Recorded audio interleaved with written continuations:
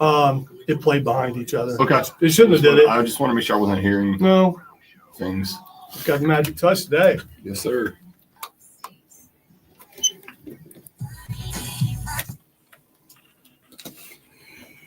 Guess who is mostly physically back, ladies and gentlemen? I said mostly physically back.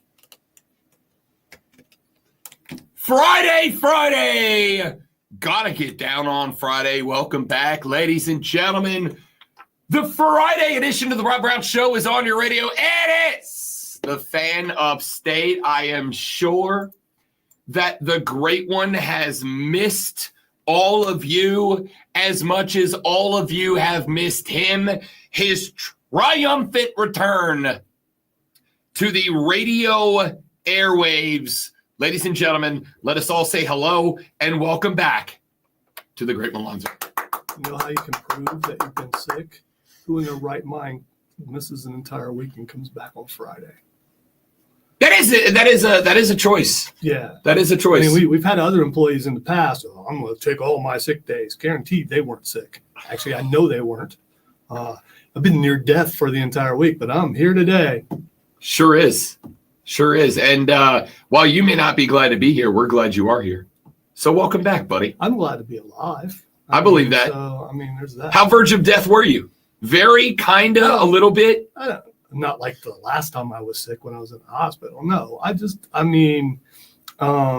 went through like probably 8 boxes of tissues in a couple days. Was this the changing of the season? My car is now yellow type of sick? Yeah, that's what it is. But, according to the nurse practitioner, I'm a smoker. And I was very angry about that. I have a problem with judgmental doctors who think they know everything, or nurse practitioners when they don't. And then she wanted to tell me that I'm about to stroke out. So there's that too, because my blood pressure is up really high, and I know why it's high because of the weight. And then she wanted to explain to me how I was wrong about how I go about losing weight, and I wondered why I was there. But I'm the guy who never goes to the doctor unless he's forced to go, because I don't like sitting for an hour and a half to be seen for like 3 minutes and then moved on. It's ridiculous. There's got to be a way to streamline the process to where an actual sick person doesn't have to sit around a bunch of other sick people waiting for that long period of time just to be seen for a couple minutes. And here's the thing. What are they doing in between time? So if it only takes them a couple minutes to diagnose, is the golf simulator in the back? What's going on? Because if you look at it relative to how much time you're there and how much time they spend with the average time they spend with someone who's sick. If you look around, I looked around and everyone basically had the same thing. You can tell everyone's coughing and sneezing. And so if everyone has the same thing and you're taking a couple minutes, what are you doing in between times? Paperwork? You're not the only one in the building. It's very annoying. And you would think after all these, actually, back in my day, when you went to the small doctor's office, it's all by itself, like one doctor in there, maybe had a secretary.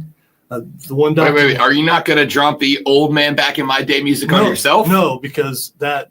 Because yours makes sense. No, because I'm barely functioning. Oh, got it. Okay, yeah, checks out. Not, fair enough. And Dr. Zelensky back in the day, whose fingers were as cold as death. That dude, you were in, you were out, couldn't understand what he was saying, but the medicine he gave you, it worked. You didn't have to wait for stinking 3 hours for a 3-minute diagnosis. I should have went teledoc, but they don't give doctors excuses. At least I don't think they do. Lonzo needed a note. The medicine. I want you to know I talked to the. Medicine's kind of working, but I've only been taking it for a day. So, The boss came into the office because Zoe texted us late Sunday night and was like, gents, I'm not coming in tomorrow. And Lonzo and I headbutt a lot, but we also have a lot in common. One of the things is if we call out, we're brink of death, right? Like I've come in here and pushed through mild colds and migraines and sprained ankles and whatnot. If we call out, it's bad. And so it's the same way. So I was like, all right, yep, nope, it's not great for the great one. And then on either Tuesday or Wednesday. After the show, I was in the Fortress of Nerditude by my lonesome, getting some work done, and the big boss down the hall comes in, and he goes, "Yeah, I just talked to Lonzo. He's out tomorrow." And I said, "Yeah, I figured I'd hear from him when he's coming back." And he goes, "Yeah, he sounds like crap." And I was like, "Well, I mean, okay. That's what it's going to take for him not to show up and play like a champion today." So I'm not shocked by that. When the boss described you as, and for the record, he didn't say crap, but when he describes you as sounding like crap, and the boss is going, "Oh, I think you could push through it," like, it's bad. No, he suggested I stay home after talking to me because something didn't get done because I'm sick and no one else did the thing. So, and everybody was gone who could have done the thing. So even though I was sick and could barely see my computer screen, I still jumped on and did the thing because I'm me. But, El Campeón.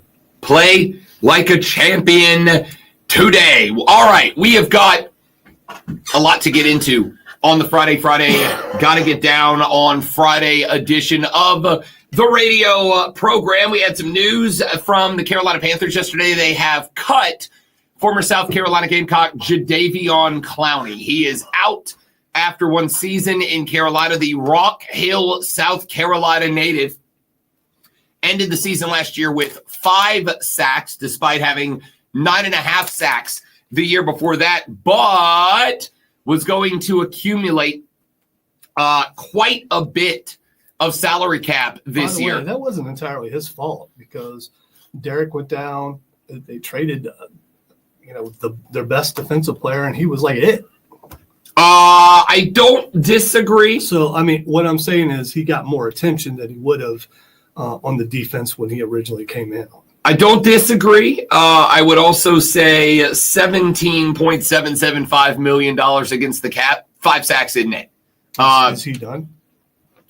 No, somebody will pick him up. He'll probably end up with a defense that has he'll probably get partnered up. You know where I think would be, I don't know if they've got the money for it. I got to look into their salary cap situation, but I would put him like on Detroit across from Aiden Hutchinson, right? Like I'd put him opposite a guy like Aiden Hutchinson. I'd go find a team that has an elite pass rusher on one side and definitely not that on the other. We're not sure about Aiden Hutchinson because him coming back from major injury. I keep seeing those videos. He looks like he's not ready. I think that's sarcasm because, yeah, he's limping a little bit, but I mean, looks fine to me.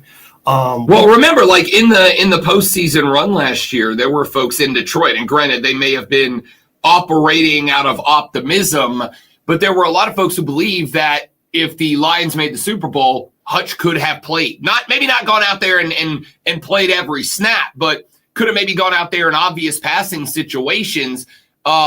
I don't know how much of I haven't seen said videos yet, so I don't know if he's got a limp or what, or if it's they're out there. He's got a long white sleeve on his leg, and he's running and doing drills. He looks fine. There's a little bit of a hitch, but there's probably always going to be when you have a major leg injury. Yeah, it was a gruesome injury. You're always going to limp a little bit.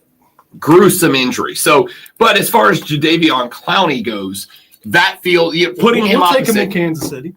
I mean, I bet you would. Yeah, I bet you would. There's going to be a lot of teams that could look at a guy like Jadaveon Clowney and go, we can pair him up. We can put him opposite somebody on the other side that is a dominant pass rusher for the exact reason you talked about a minute ago, which is let's not create a world where they know which side, whatever side that one guy's on. Hey, running back, just be the extra blocker on the other side, right? Like you've got to pay attention because while this guy on the other side maybe isn't as elite as an Aiden Hutchinson, he can still wreck your quarterback if he is unaccounted for. So I don't, if Jadaveon wants to play another season, I suspect there's going to be a team out there that's going to give it to him. That being said, the reason Carolina made the cut, and I don't even think it really has a ton to do.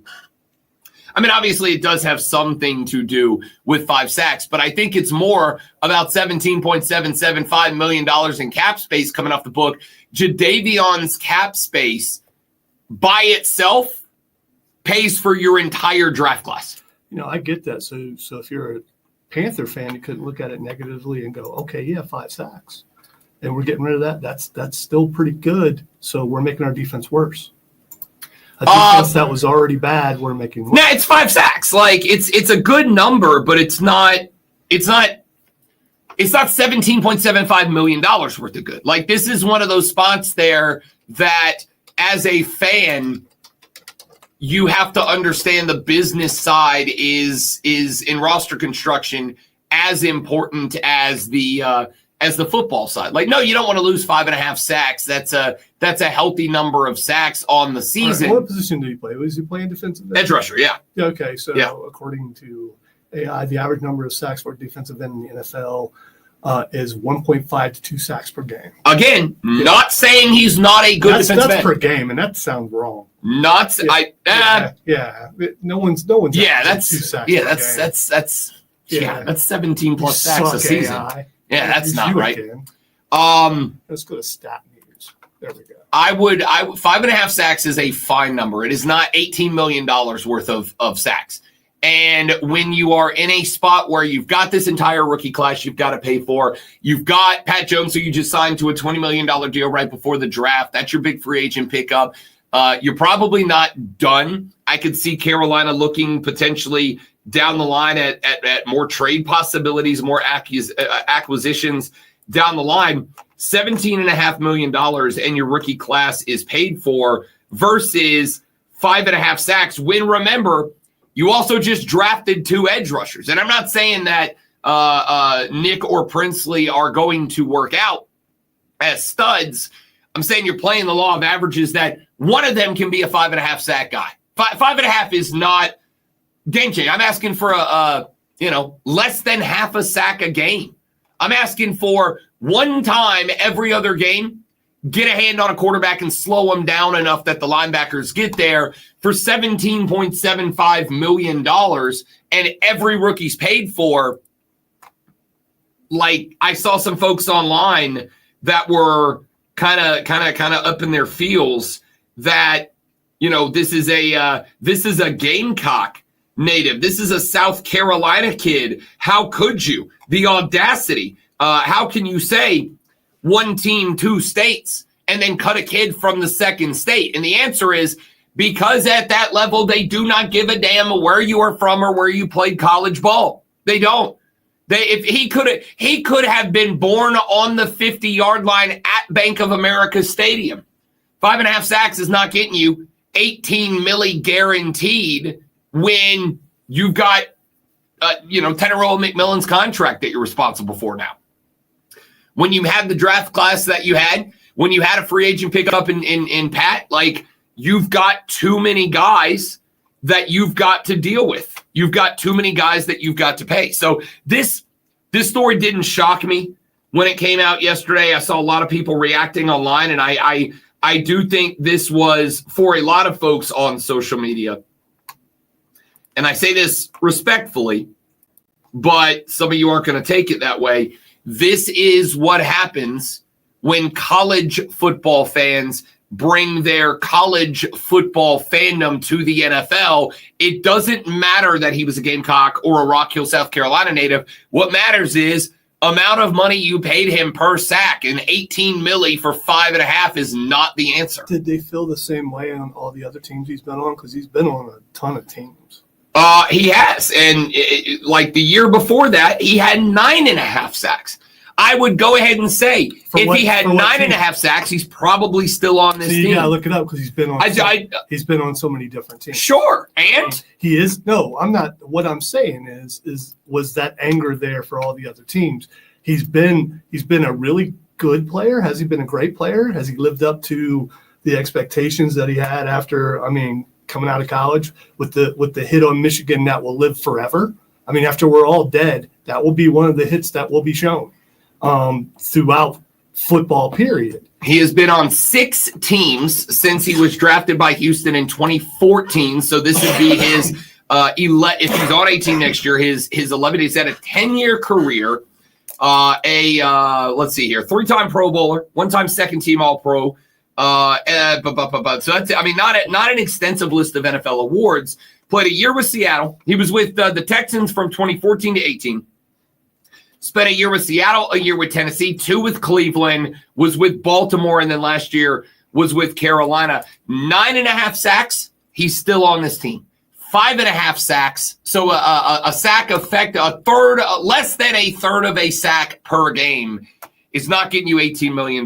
Now, I don't know if they would have been willing to restructure him.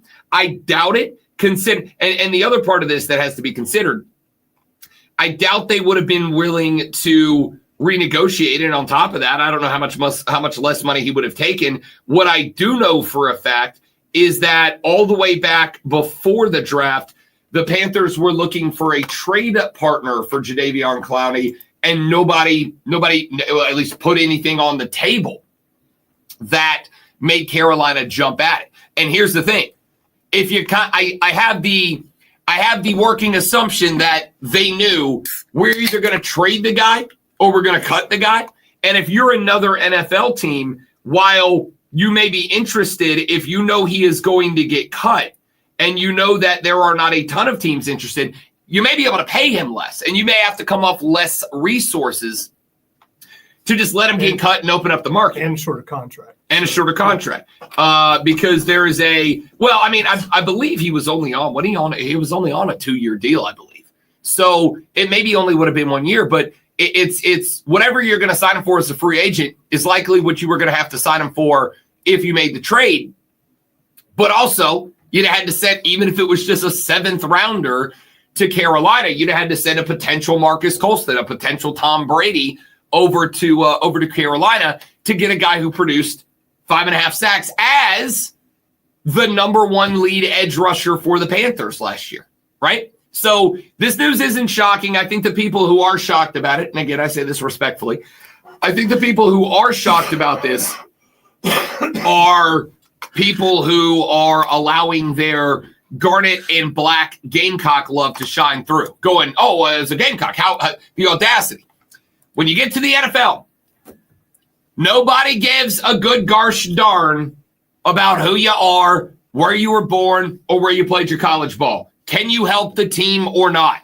And 5.5 sacks helps the team, but not to the tune of just shy of $20 million when you've got a rookie draft class. By the way, Jon Brooks is out for the season too. PUP list as he continues to rehab that second torn ACL that he had. I'm going to go ahead and say, unfortunately, while I was very excited about the draft pick of Jon Brooks, that career probably isn't going to take off, unfortunately. All right.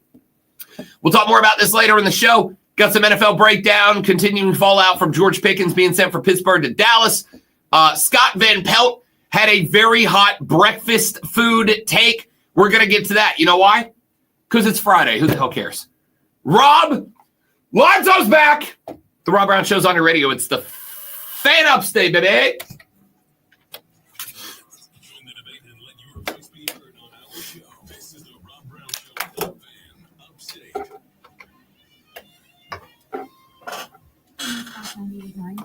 Draymond Green said, the agenda to continue making me look like an angry black man is crazy. I'm sick of it. It's ridiculous. Draymond. There's video. You know, I'm watching I don't have the audio up, but I'm watching the video. I watched the video. Draymond, listening to it. You put your boot through a man's chest, bud. I know it's kind of an old story, but you did that. I don't know what race has to do with it. He's just an angry man. No, I mean, I'm not going to pretend that racism isn't a real thing. It is. But come on. Unless he's heard someone call him that, why are you bringing that in there? You're just an angry dude. I mean. Right. Sometimes it transcends that, buddy. You're curb stomping dudes. You're WWE finishering people. All right, be right back, guys. Stay right there.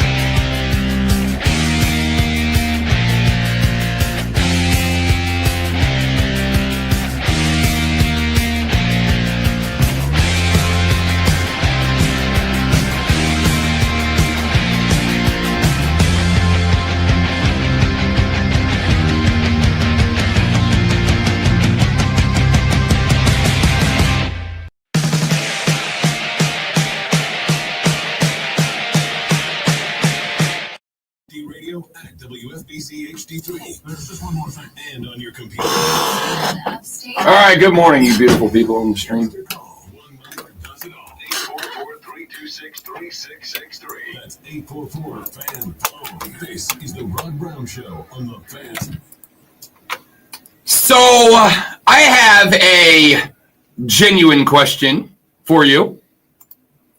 Since Lonzo's back and is feeling spectacular, this segment is for him. Lonzo, does the name Jim Fagan ring a bell for you for any reason? Is that name familiar? Yeah, he had like a slow rock tune in the 70s. I don't know. That was Donald Fagan. Yes. Jim Fagan was a longtime broadcaster on NBC Sports. He used to do the NBA on NBC. Jim Fagan retired many years ago, and then Jim Fagan in 2017 died. Wow. I'm not feeling well, but I don't know why this has to do with me. It's an AI story. Oh, no. Uh-huh.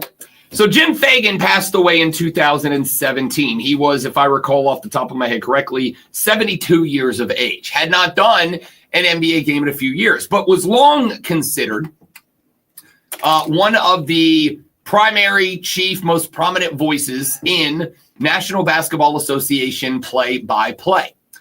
Well, it was announced a few days ago that Jim Fagan, who again is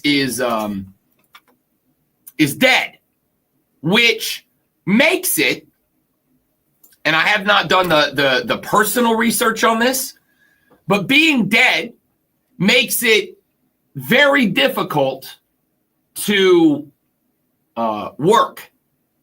It makes it relatively tough to work. And as a radio guy, while I do not know because I have not done the research myself, I believe that being dead would make it relatively tough to cut promos, to cut commercials, to cut advertisement lines. I don't know if you can vote. Why can't you work? So it was announced a couple of days ago that the NBA on NBC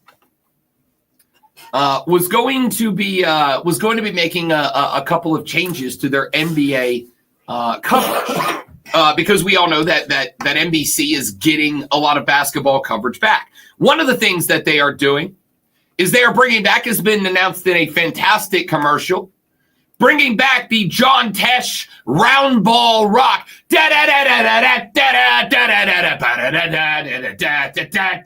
which is, I don't care what you say, a banger. I have a John Tesh album, so you're not going to look at, I mean, I actually purchased a John Tesh album, which is pretty good. Does it have round ball rock on it? No, but it has a bunch of his compositions. Plus, he didn't write just that, and he actually had some hits with other singers singing along to his compositions. Him old, though, I don't know. He looks good, but it still bothers me. Lonzo just said, him old, though. Yeah, it's on Spotify. Okay, I can't play it, but it's on Spotify. Well, you kind of did a little bit. Yeah, but like not enough to be in trouble. The commercial does look good. So they bring back John Tesh, and they bring back Round Ball Rock, which honestly, good. We can talk about like this the SEC on CBS theme that ran for years, and it's gone, and blah blah blah. I don't think there is a song that is more synonymous with its sport than okay, but they are not bringing back just Round Ball Rock. They are bringing back dead Jim Fagan.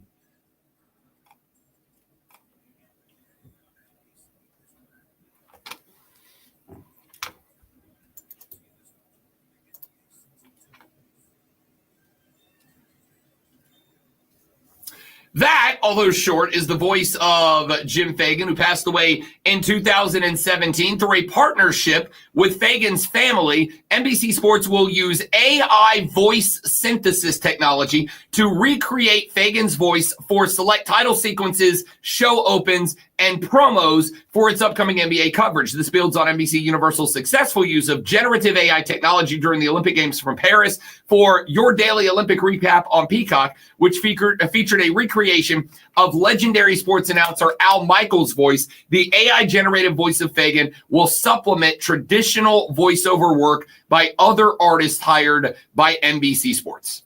See, there have been strikes that have gone on as far as voiceover actors for video games, actors for movies over things like this. And I know the family, you just said the family has given permission.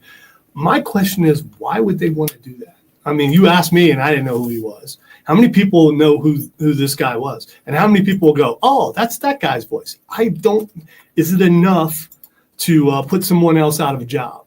Because a live human who could make some money, make a name for themselves, maybe. It's some young up-and-comer. If you're going to have the NBA for a while, let someone grow with it. Find a good voice out there. They're everywhere. But instead, you have to go back in the archives and bring out a voice and use AI to make it. I don't understand the benefit, and I don't think the guy's famous enough for it to be impactful. Now, if it was James Earl Jones or someone like that, then maybe it makes an impact. But in this case, I don't know that it does. I will say I listen to it, and I think it is not so much about, unlike with the James Earl Jones, who you hear the voice of. I'm not even going to try. I can't do it. You hear the voice of James Earl Jones, you know it's James Earl Jones. Like you know the man behind the voice. There are some voices that the person doing the speaking is more prominent, and then there are voices where the voice is prominent. It's just, we know the voice, and you may not know the person, but you know that I know that voice. That is Jim Fagan. In that, I heard that clip, and I'm like that's familiar to me from again way back in the day, but I wouldn't have known it's Jim Fagan. I think for NBC, again, I don't necessarily think it's about putting somebody out of a job or not paying a voiceover artist to do this thing so much as it is for year number one. Let's kind of lean back into the nostalgia of back when this used to be our product, back when the NBA was ours, back when the NBA on NBC was the NBA on NBC. It wasn't a TNT product. This was ours, and this is what it sounded like. It's kind of like when a local baseball club does a throwback night, right? Like we're going to wear our old jerseys and we're going to play our old music and we're going to play videos on the board that are commercials from back when our club was the Milwaukee Braves or whatever. I think it's kind of like that's what they're going for ultimately. And it just that like this is how they decided to do it. And I think a lot of people who watch the NBA are going to go, oh, they got a new guy doing the voice. They're not going to go, oh, I know who that guy is. Because are those people, how long ago was it that NBC had the NBA? Oh, a long time ago. Right. Are those people still watching the NBA? I mean, are they still alive? NBC lost the rights to broadcast NBA games entirely in 2002. Okay, so it wasn't that long. Yeah, I mean, it was like the 70s. And Jim Fagan was the voice of the NBA. Well, when I say the voice of, not necessarily like play-by-play, but just the commercial voice of the NBA on TV. Like we have a voice guy. Like Don Pardo back in the day introducing Saturday Night Live. Yeah. And he was replaced by the next guy. I don't know who the next guy Like is. Ed McMahon introducing Johnny Carson. Ed McMahon was not the voice of the show. Yeah, but he also was a personality on the show. So, sure. So he was someone who you saw. Sure, but like not anywhere close to the prominent voice. I think it's the same thing. Like you want that recognizable featuring musical guests or whatever it is, right? Like you want that. Sounded more like a ghost. You well, that guy is, right? You want that prominent voice, but in this case, you also want to vibe to that nostalgia for just a couple of minutes. I don't know.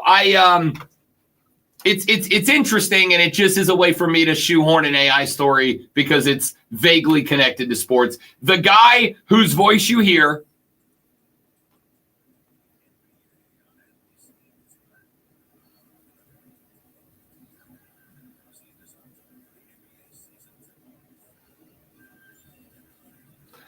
That guy's dead, and that's a computer. Yeah, and that kind of voiceover, does that still work? I mean, it's still a little over the top radio voice guy. I mean, But there's a reason we still use over the top voice guy literally on this radio station. Like, that type of voice is an attention grabber. That's why so many hosts, I can't do it because I can't commit to talk. I could do an entire sports talk radio show in this voice, buddy. I'm sick. I couldn't find my button. And it's like in the corner by itself. I could do the entire show in this voice, and I can tell you. No, you couldn't. Because you're coughing just like I am. There's no way you could do that. I'm gonna do the whole next segment in that voice. Yeah, that'd be the one that the boss listens to in air checks. Hey, dummy, why are you doing that? Because it's iconic, and it gets people to pay attention. Does it? They've been using voiceovers like this in broadcasting for literally thousands of years. No, since what, 1934 or something? I don't know. I don't know when Marconi created the radio. Well, they had a radio on the Titanic in 1912. So before that, I don't know why that came into my brain, but I'm also right. So who cares? Are you sure that there was a radio on the Titanic? You mean a radio playing music? No, I mean like the ability to communicate between that's ships. Like that's a radio. Radio or whatever, two-way radio. Okay, I didn't say specific type of radio. You're right. I just said they had a radio. And neither did I. So you were right. And if they had an ability to broadcast voice from ship to ship, then all somebody had to do was sing into it. Bango wango, you got music. Point here is, I find this interesting because I wonder if we get to a point in sports, because the one thing that AI has not been able to successfully replicate with this, the one thing that AI has not been able to successfully replicate is human emotion. And with sports, like, we love it for the drama. The drama evokes emotion. And but just for the voiceover part right there, you don't really need that much. Honestly, let me ask you this, because I almost set up the segment this way.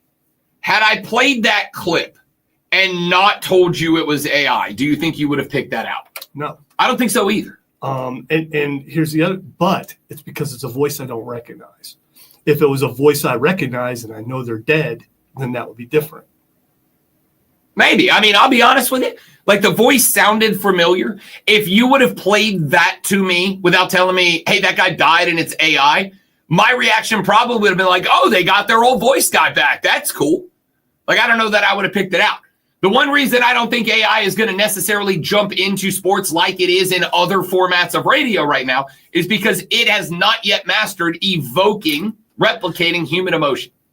When we come back on the Rob Brown Show, news around the National Hockey League. The Carolina Hurricanes give one back to the Washington Capitals. What went wrong? We'll talk Stanley Cup playoffs and more on the Rob Brown Show and the Fan Upstate.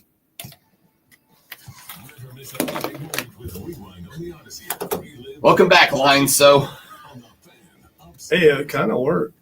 It's better than like London or Alonzo. Series against Wake Forest today. It's a large eight teams battling for the top five in the ACC. 7 teams are all in the mix, with 17-9. North Carolina leading the way. North Carolina beat NC State 8-1. I sound more surly than normal. It's because I am. For South Carolina baseball Thursday, they got pounded against number 8 Auburn 24-2. Oh, coughing fit. Look, it's midnight. Oh, coughing fit. Look, it's 1 a.m. Oh, coughing fit. Look. What that medicine was supposed to work. It's 3 a.m. I just sent you a DM. The Carolina Panthers have released Jadaveon Clowney after one season. The release will save the Panthers close to $8 million in salary cap space. Download the Odyssey app, search the Fan Upstate, and listen anywhere on your phone. Chuck Sanders, that's the Sports Flash of the Fan Upstate.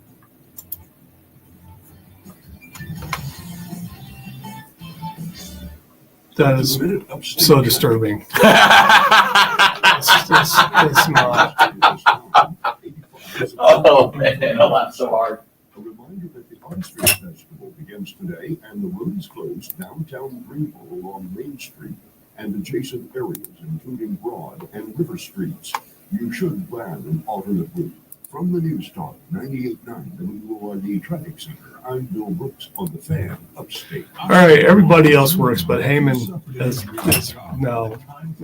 That's why it's great. Not great. He got a new poster. You guys want to see something really dumb? So for my wedding, my drummer had my face on his bass drum. Oh, cool.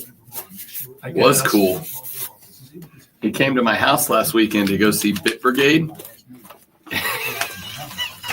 He brought me the sticker off the drum head. Oh, dude, that's awesome. He had this on the front of the bass drum that he played during the Bring it up reception. some more so it can be seen. Well, I'm trying to get it where it's unfolded. So it's just a big sticker of my face, and I 10,000% am hanging it somewhere on the background of this string. I don't know where on that wall it's going back there. Probably over in that corner somewhere. Look at this absolute piece of art. You can put it behind me. I don't have a problem with it. I put it in some way where it would have to be moved a bunch. I'm trying to get the daggum thing to stop pulling up. But yeah, so he shows up to my house with this too. He's like, I brought you a present. And I was thinking it was going to be a poster or something. And I unrolled it and I'm like, oh, this is fantastic. That was well done. Oh, it's awesome.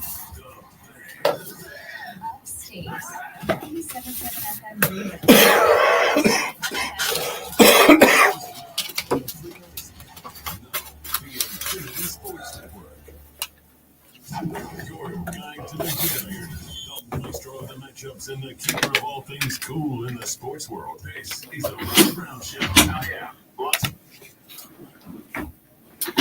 So things are going real bad for South Carolina baseball right now. Less than a week after they got beat at the house 22-3 by the Florida Gators, they went on the road and took on the Auburn War Eagle Tigers last night. Final score, 7-inning mercy rule game, 24-2 in favor of the Auburn War Eagle Tigers. It's bad. After the 22-3 game against Florida, and we talked a little bit about that game on Monday, and we had Lulu Keston on yesterday. We asked her about it. After that game, I was willing to say, look, Paul Mainieri is an iconic coach in the game, obviously had a number of very good years, won a natty for LSU down in Baton Rouge, Louisiana. The man's got history. The man's got legacy. It is what it is. Regime changes take time. Instituting a new culture takes time. All of this takes time. I don't know that it can be successful after this. And I don't know that it can be successful after this because I don't know, with as poorly as things are going right now for this ball club, I don't know that you won't experience a mass exodus of players after this year. Because it's not just that you are losing games, multiple games, by 20 runs. Yesterday, 22. This is a baseball game. That's a football score. A bad one. 24-2. A week after 23-2 against Florida last Saturday?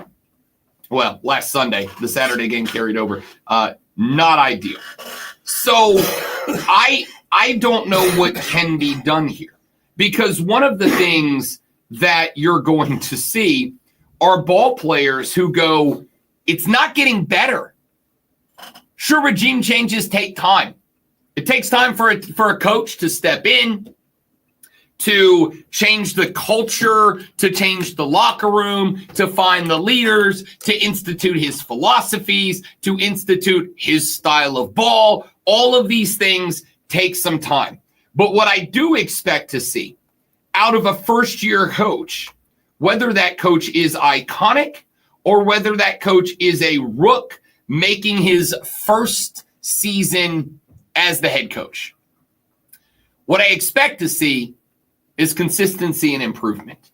And this is just not it. This team can't hit the ball. In the 7 innings yesterday, they had 5 hits on the game. Auburn had 20 hits in the game yesterday. South Carolina managed 5. They had pinch hitters coming in different spots. It just didn't matter. This team's terrible off the bump. Brandon Stone, 2 innings, 8 hits, 8 earned runs, 1 walk, 0 strikeouts. Ryder Guerrero, 1.1 innings, 4 hits, 5 runs, 2 of them earned, 1 walk. Tyler Pitzer, 1.1, 5 hits, 10 earned runs, 3 walks, 1 strikeout. Cooper Parks, 1.1 innings, 3 hits, 1 run. It earned 2 strikeouts. There's quite literally, and this is why I think you are going to find yourself in a rough situation. There is quite literally right now, and this comes from the most optimistic person you know, Rob Brown. I mean, it's just always sunshine and rainbows with me. The most optimistic person you know is looking at this team and saying, there's nothing. There's nothing to latch on to right now, right? If I'm going to say a regime change takes time, Paul Mainieri needs some time to instill the way that he wants this team to play into this team. You've at least got to show me that there is something happening right now. This is in less than a week, 2 20-run losses. And you stack that on top of the fact that this team is barely over 500 on the season. The SEC is the best baseball conference in America. You are 5-20 in conference. Even if it is the best conference in America, that's not good enough. I don't know what to say. Paul Mainieri has a $5 million buyout, which is understandable because you brought the guy in and said, all right, you've won a natty. You've done incredible things down in Baton Rouge, Louisiana, as I have pointed out a number of times, as somebody who covered that school for a long time because of the fact that the Florida Panhandle is effectively Louisiana East. After Katrina, a lot of coon-asses moved from Southeast Louisiana down to Destin, Florida, and then stayed. LSU was probably the 3rd most popular college in the Florida Panhandle where I broadcasted. I covered that team a lot. I covered LSU quite a bit. Mainieri did great things at LSU, no doubt about it. But when he got hired by South Carolina, I told you all, my biggest fear about this is that you made a Muschamp hire on the baseball diamond. You made a Muschamp hire. And I guess it's better than a Muschamp hire in that at least Paul Mainieri had some success. And there's something to be said about that. Muschamp really didn't. But the one thing that was true is that Muschamp got let go from the University of Florida because he just wasn't good enough as the head coach. And you picked him up. Paul Mainieri got let go from LSU. Well, was allowed to leave LSU, but got let go from LSU because he just wasn't good enough. And much as I said, though I wasn't here at the time, I was down in Florida, and I talked about the hiring of Will Muschamp at South Carolina when I was in the Panhandle of Florida. And I said at the time, with all due respect to South Carolina, if you can't do it at Florida, In what world do you expect to be able to do it at South Carolina? Because, and this was obviously pre what Shane Beamer's done for this program, but Florida is repeatedly voted as one of the premier destinations for coaches in college football. The University of Florida is consistently ranked inside of the top 5 schools in America in terms of facilities, in terms of booster participation, in terms of finances. The resources in Gainesville, Florida, respectfully, are just better than they are in Columbia, South Carolina. So if a cat couldn't do it at the University of Florida, explain to me the logic behind thinking he's going to do it in Columbia, South Carolina. And I had the same vibe about Paul Mainieri. If he can't do it at LSU, a place where basketball ranks behind baseball in terms of love of the game from fans, Alex Box Stadium in Baton Rouge, Louisiana, is considered one of the best facilities in college baseball. The LSU fan base is all in on baseball. They love baseball. It is a pride and joy. I understand it is a passion for South Carolina. I understand that you lean on baseball at South Carolina. But as somebody who has experienced them both, remember, my entire family, with the exception of my immediate family, they're all LSU people. I grew up around LSU baseball. I've seen it firsthand. I've been to more games at Alex Box Stadium than I have been to at either of the two schools here. And I've been to more baseball games for Clemson and South Carolina than I have football games. The LSU fan base is all in on baseball. It has better resources, nicer facilities, and frankly and respectfully, better players. And Mainieri couldn't get it done there, so they walked. So then I brought up the reasons why. I do not know that Paul Mainieri, and I say this respectfully, but I do not know that Paul Mainieri, in his mid-60s, is going to be able to communicate successfully with 17, 18, 19-year-old kids in a way that's going to get them on board. That's not Mainieri's fault, but it is Mainieri's reality. And that's where you are. And so after you got hammered by Florida at your own house last weekend, understandably, Paul Mainieri started getting asked questions. Hey, man, are you going to check out? Are you done after a year here? And Paul Mainieri said, no, I'm not going anywhere. People came back and they said, oh, this guy's down. What do you think he's going to say?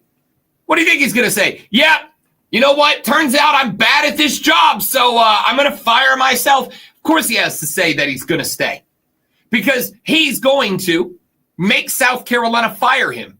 So he gets that $5 million severance package. Of course he is. We all would. But the reality of the situation here is what my concerns were at the time of the hiring. I think it may not be the primary reason. But my concerns when you hired Paul Mainieri have got to, at least in some part, I think, be considered accurate here. This baseball team has no cohesion, no chemistry. It has nothing right now. Your batting has not gotten better. Your pitching has not gotten better. Your base running has been pathetic. Like, there's nothing good about it. And the problem you're going to bump into here is you have a decision to make. Do we pay for our first-year head coach to leave this program, or do we suck it up and ride another year? Here's the problem.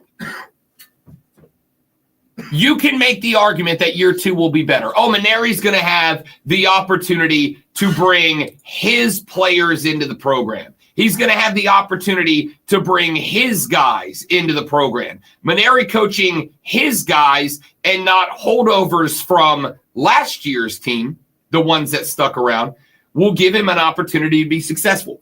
Sure. But the gamble on that is You're saving $5 million. You're riding with the possible outcome that Paul Mainieri is going to be able to bring in some of his guys that are going to play his ball his way, and everything is going to be honky-dory, sunshine and rainbows next year. What if it's not? What if it's not? What if it is not about his guys? What if he's just not him anymore? What if it's not about his guys? What if he is just, as I said I was concerned about? What if he's just not in his mid-60s able to talk baseball with college-aged kids in a way that they get it, that they understand it, that they are going to comprehend it and then enact and execute it? Because that's kind of how it feels to me. If Paul Mainieri had it, you would see growth out of this team. Maybe it's slow. Maybe it's just a little bit better at a time. But you've gotten beat by 20 twice in a week. Twice in a week. And to two really good ball clubs. I'll be clear. The University of Florida is an Omaha threat. Auburn is an Omaha threat. They're ranked number 8 in the country right now. It's two really good teams. But man, you are 2 games over 500 with your your out of conference record included in that number. In Southeastern Conference play, best conference in college baseball, not arguing that it's not, you're 5-20.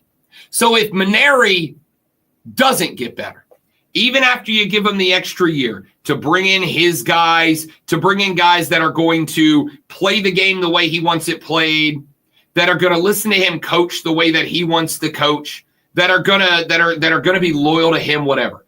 If he brings those guys in, and the reality of the situation is he just ain't him anymore. The damage that will be done to a baseball program that South Carolina fans told me last year, we're close.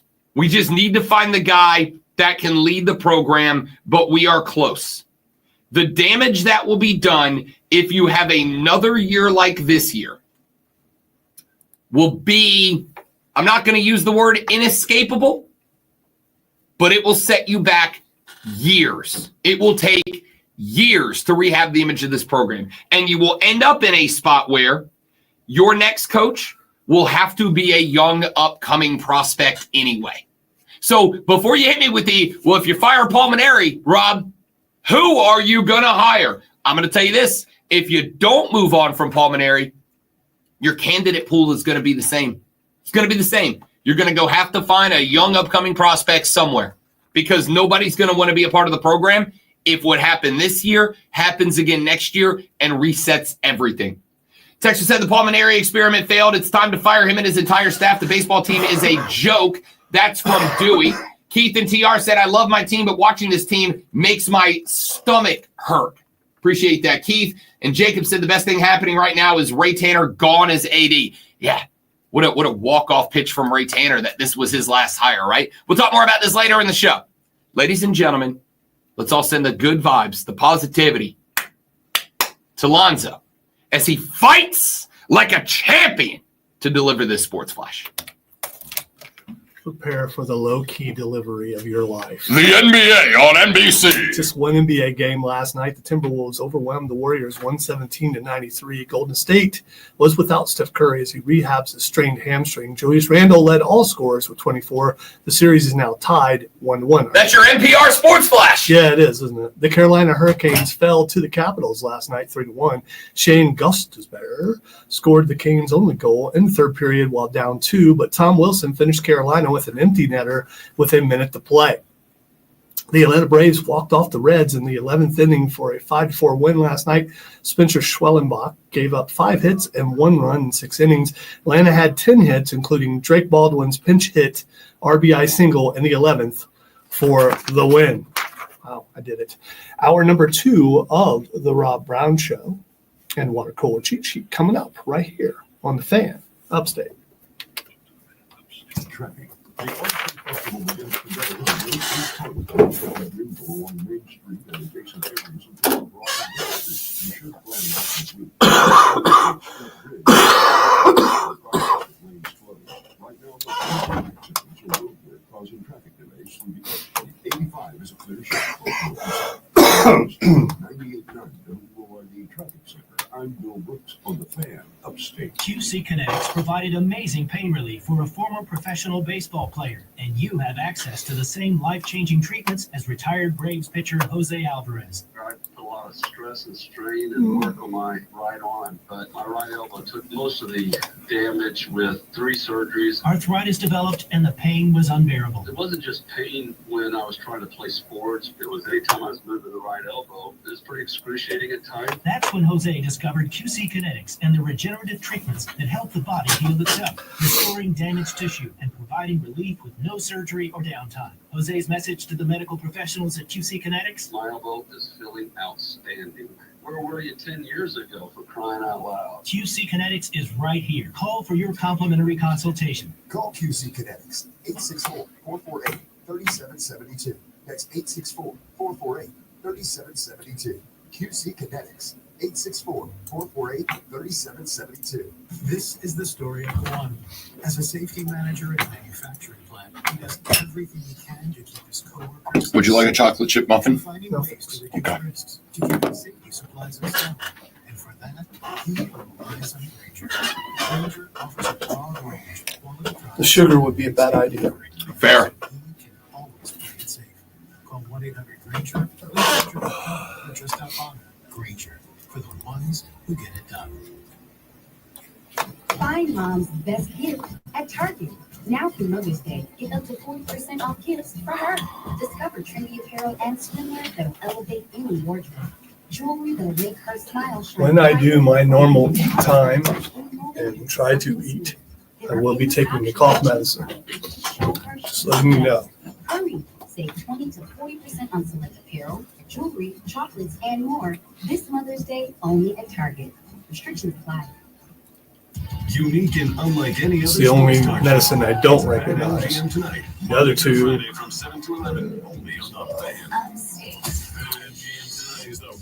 amoxicillin, which is a normal thing, and also steroids, prednisone, lovely.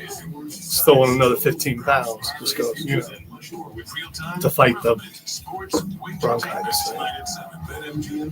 And the cough thing, I don't know what that is, but it appears to work, but it also makes me either loopy or sleepy. So, but I'm already sleepy, so. Worst case scenario, after the show, I go in and go to sleep on my desk.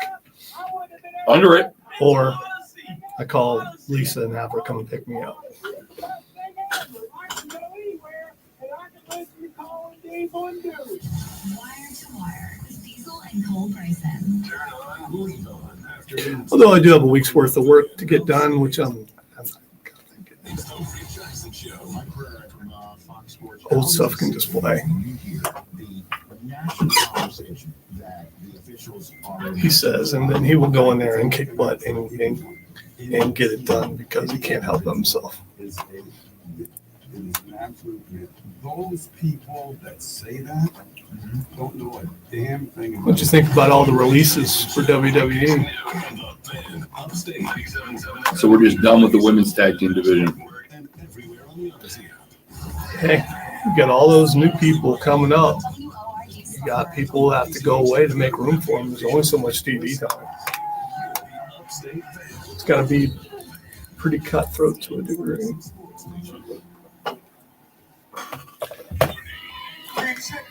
For an official Rob Brown lockdown.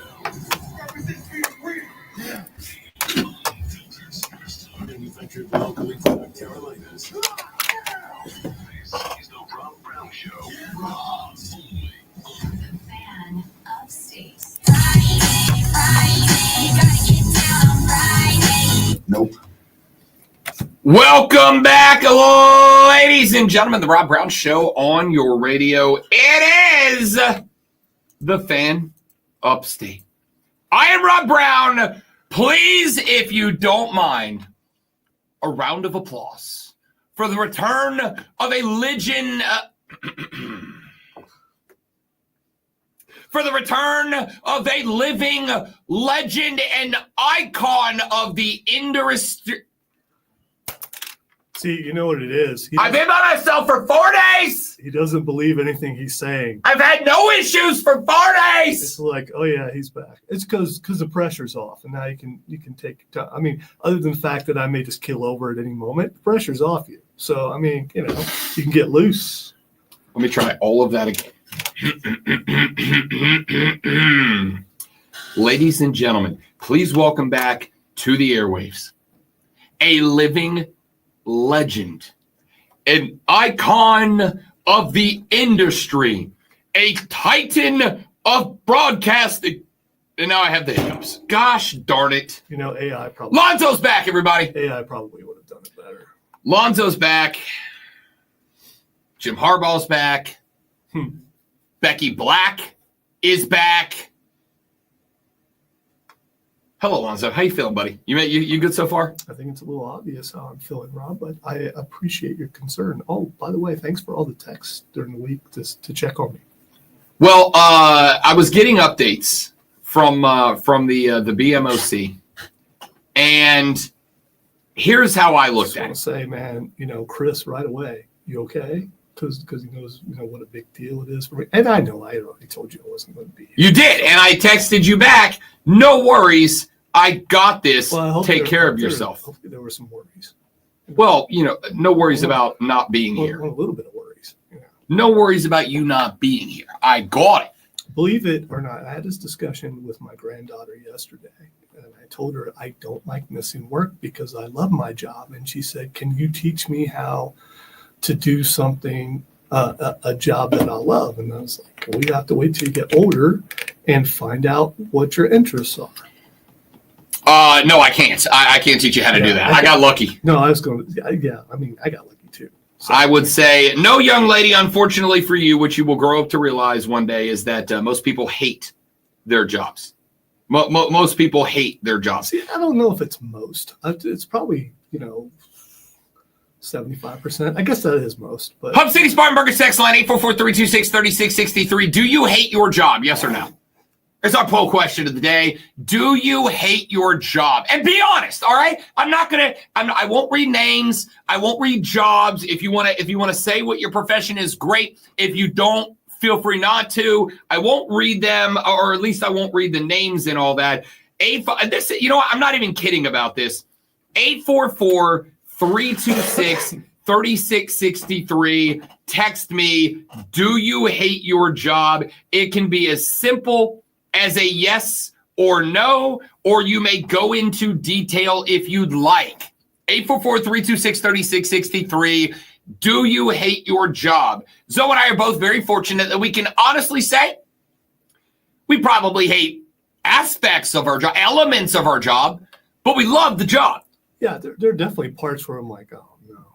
Yeah. Yeah. But I firmly believe that most people, if not outright hate, at the least, don't like their job. Maybe are apathetic towards it. Maybe are impartial towards it. But I believe most people don't like their jobs. See, I think people are a lot of the reasons why some people don't like their job. That might be fair. Yeah, because sometimes you just don't get along with people. That might be fair. Maybe the people you work for, maybe the people you work with, maybe the folks that are your customers, maybe whatever it is. I don't disagree with that.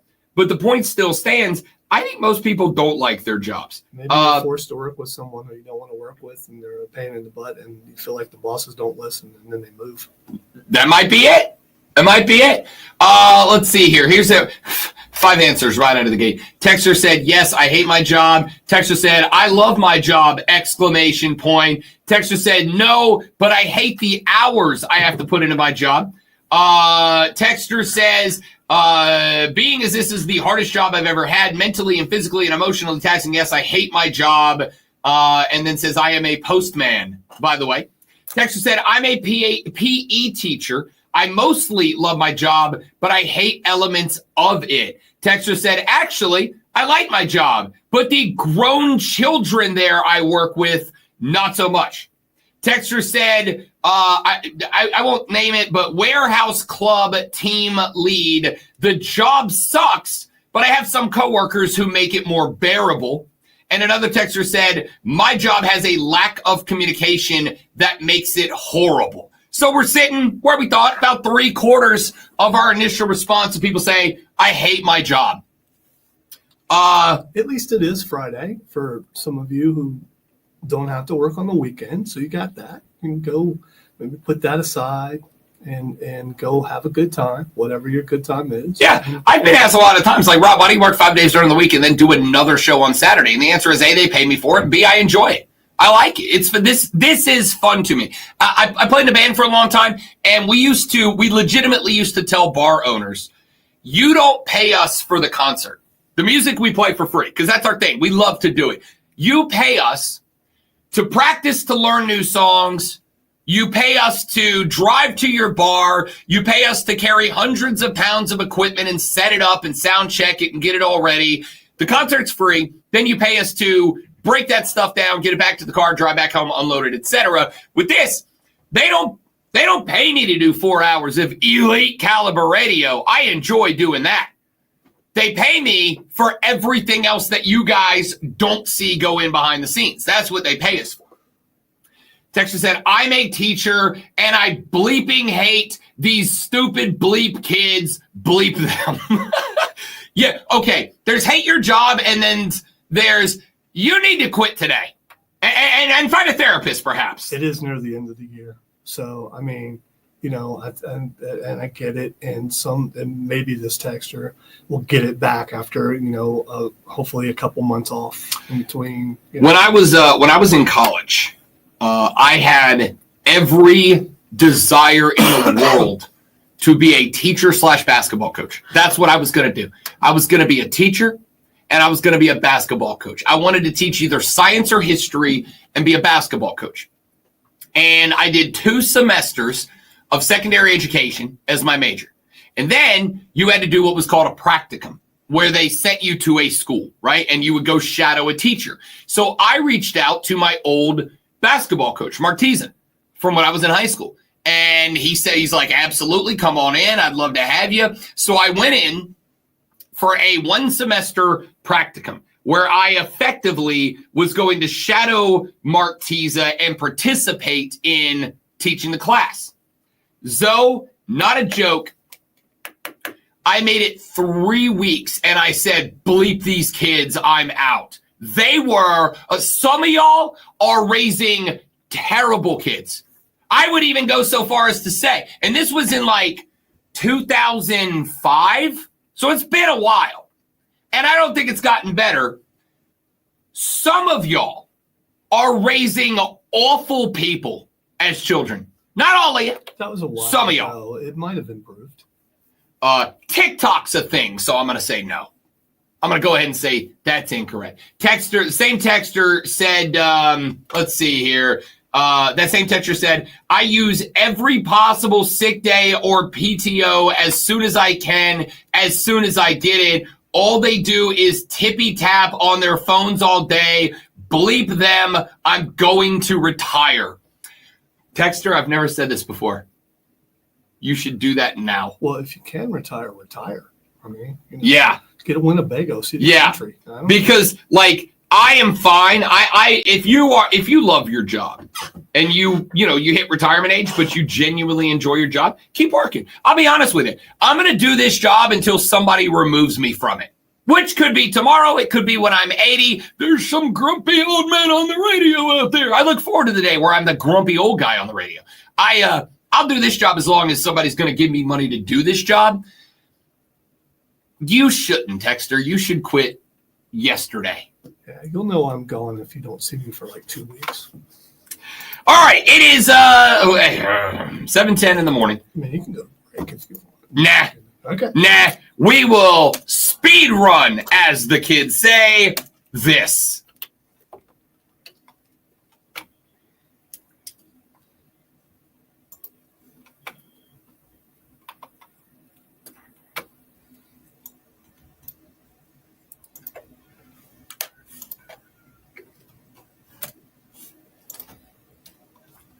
I guess that kind of applies. We all have our days, man. No, I'm talking about the text line. Oh. Some people ready to Burn it down! Some fire's been stirred. Don't do that literally. Please don't. Texas said, if I wouldn't go to prison, I would punch several teenagers in the face. But some of the kids are half decent. That was my experience, all right? Like, most of the kids, when I did my practicum at Choctawhatchee High School, most of the kids were cool. Most of the kids I liked. Most of them wanted to be there. They wanted to learn. They wanted to participate. They wanted to play sports. They wanted to be activities. But the 15% of kids that sucked, oh man, they ruined everything. I have to ask real quick before we get to this. How were you dressed when you? Did you look like you look on? Oh no, I was like collared dress shirt and dress pants guy, right? Like I dress like guy who coached the basketball team. Okay. It was like either a polo or a dress shirt, no tie, and slacks and nice shoes. Because I'm picturing long tie. Oh no, not at all. And maybe some tweed. No. And a pocket protector. No, I was not that guy. Well, I mean, because I might be now. Yeah, those guys get butchered. Yeah. When you're there. I might be that guy now. Because that's the kid. You know what that is? You know what teacher that is? That's the teacher that next year, like half the kids from the class that's coming in are like, I want that teacher. That teacher's cool. 85% of you, here, I'll be nice. 85% of you guys are doing a great job raising your kids. You're raising good, respectful kids who want to be there. But the 15% of y'all that are raising little hellions, y'all's kids ruin it for all the kids. All right, I just want to say, you make fun about my high school teachers throwing desks, but you definitely understand why. I got a pencil box thrown at me by a kid. That's a true story. A full pencil box. Were they sharpened pencils? Well, it was closed. Okay. Well, it could have opened up at No, it was a closed pencil box, but I had two kids that were in the back of the class and would not shut the hell up. And so eventually at one point, I had to walk to the back of the class and I just did the hands on opposite side of the desk, lean down and get in their face thing, where I was like, if you do not stop interrupting this AP history class, I will be sending you to the office. And I came to the realization that day that that's not a threat to kids anymore because the office can't really do anything, right? So they were like, back okay. in my day, there was a holy paddle waiting for you. Yeah, not a good time. Not that anymore. So that's the moment I realized that's not a threat to them kids anymore. And then when the class was over, I was like, hey, y'all two stay here for a second.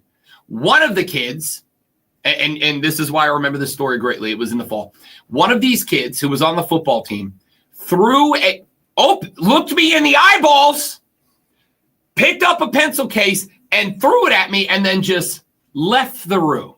And Mark Teza, my head coach, when I was in high school, my practicum advisor at this point, looked at me and he goes, sucks, don't it? And I was like, sucks, don't it? That's the thing. And he goes, oh yeah, that's going to happen. And I said, why? And I found out because the answer was, I said, what am I going to do? And he goes, how do you want to handle it? So I went up and I literally went to the principal, Richard Bounds, who remembered me from when I went to school there.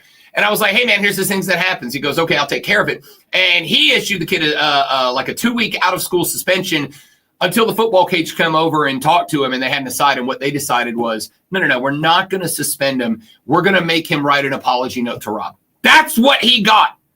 The note said, because I still have it, the note said, and I quote, Mr. Brown, my bad, kid's name. That's what they let him off the hook with.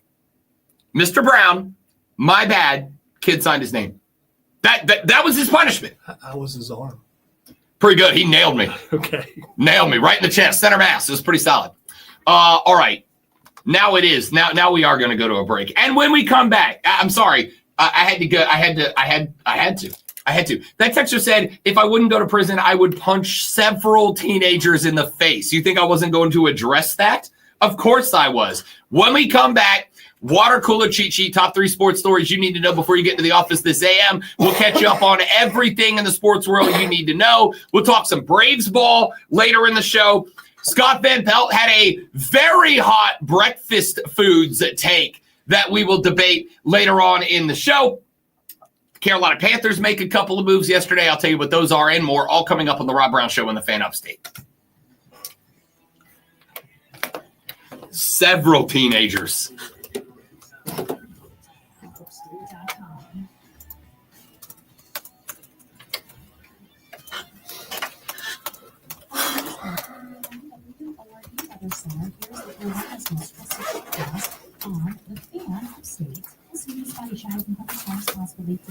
Partial sunshine today, so I like you. Tonight, Friday, 55. Saturday, chance for rain, 7. Sunday, chance for storms, 68.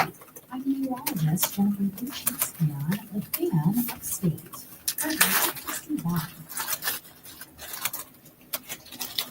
Injured? Just call Joy Law Firm, 864-888-8888. It's been years in the making, and now Greenville is home to the most epic comic and game store around. Borderlands Comics and Games. Reimagined bigger and better than before. The state's Be right back, guys. Stay right there for me.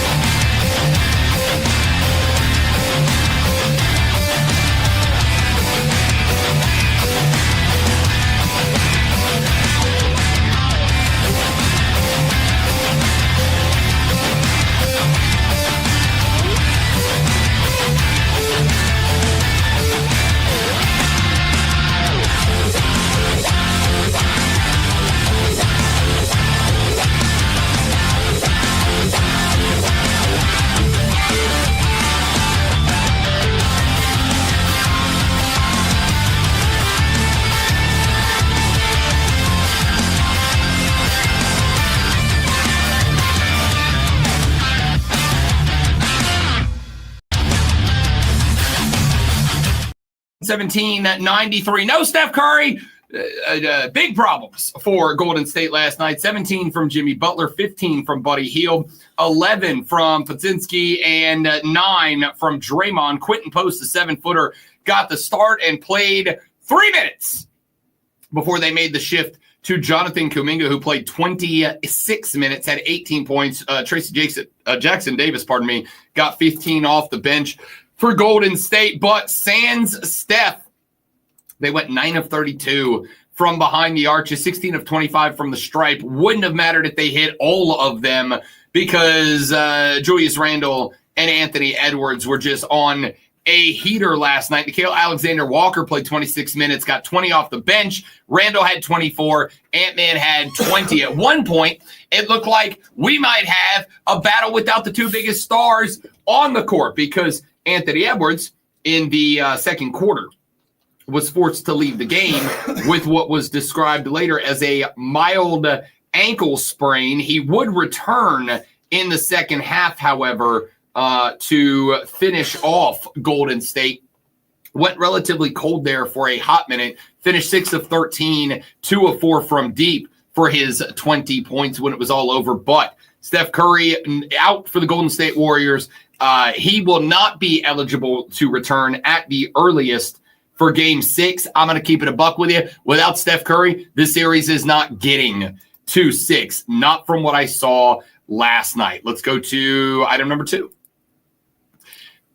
I lied. I'm going to tag this on to the end of item number 1, and then we'll go to item number 2. But we did have some NHL playoff games last night as well, 2 of them to be specific. Edmonton, the Oilers knock off the Golden Knights 5-4 in overtime. They now lead that series 2-0. The Carolina Hurricanes give one back to the Washington Capitals. Washington gets the 3-1 win over Carolina last night to level that series at 1 game apiece. Shane Gostisbehere was the only Cane to net a goal last night for the Capitals.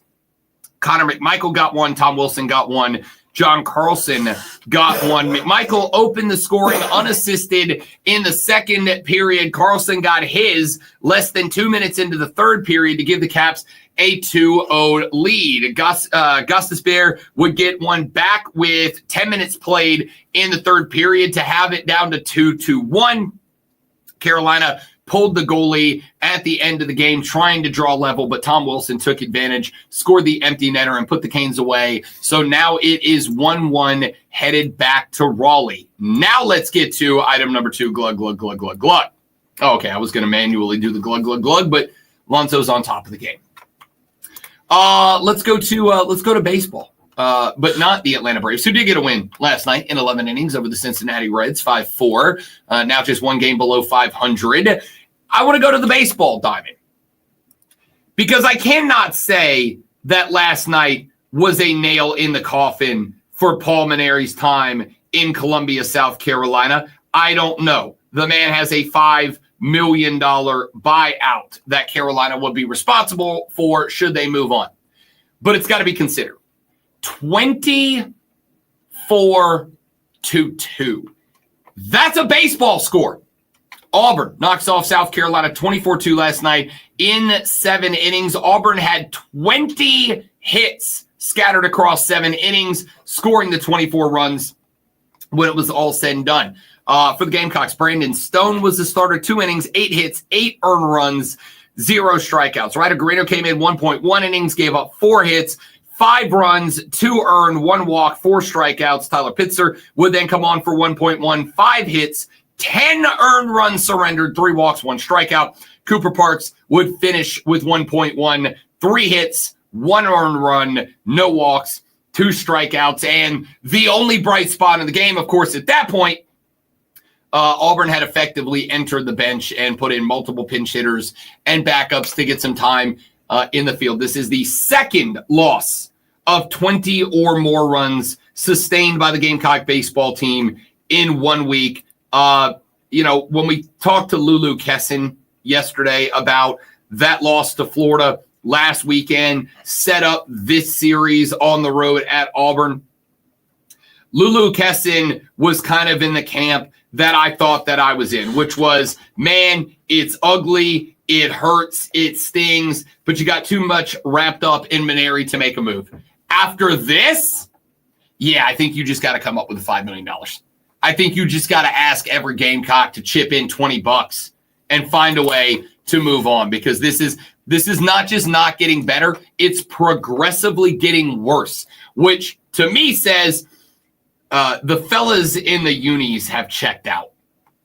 The boys out there on the diamond have checked out from this team. And if you have checked out, even with a losing record, not overall, you are 2 games over 500, but that includes your non-conference slate where you play a bunch of tiny schools early in the year, you're 5-20 in the conference.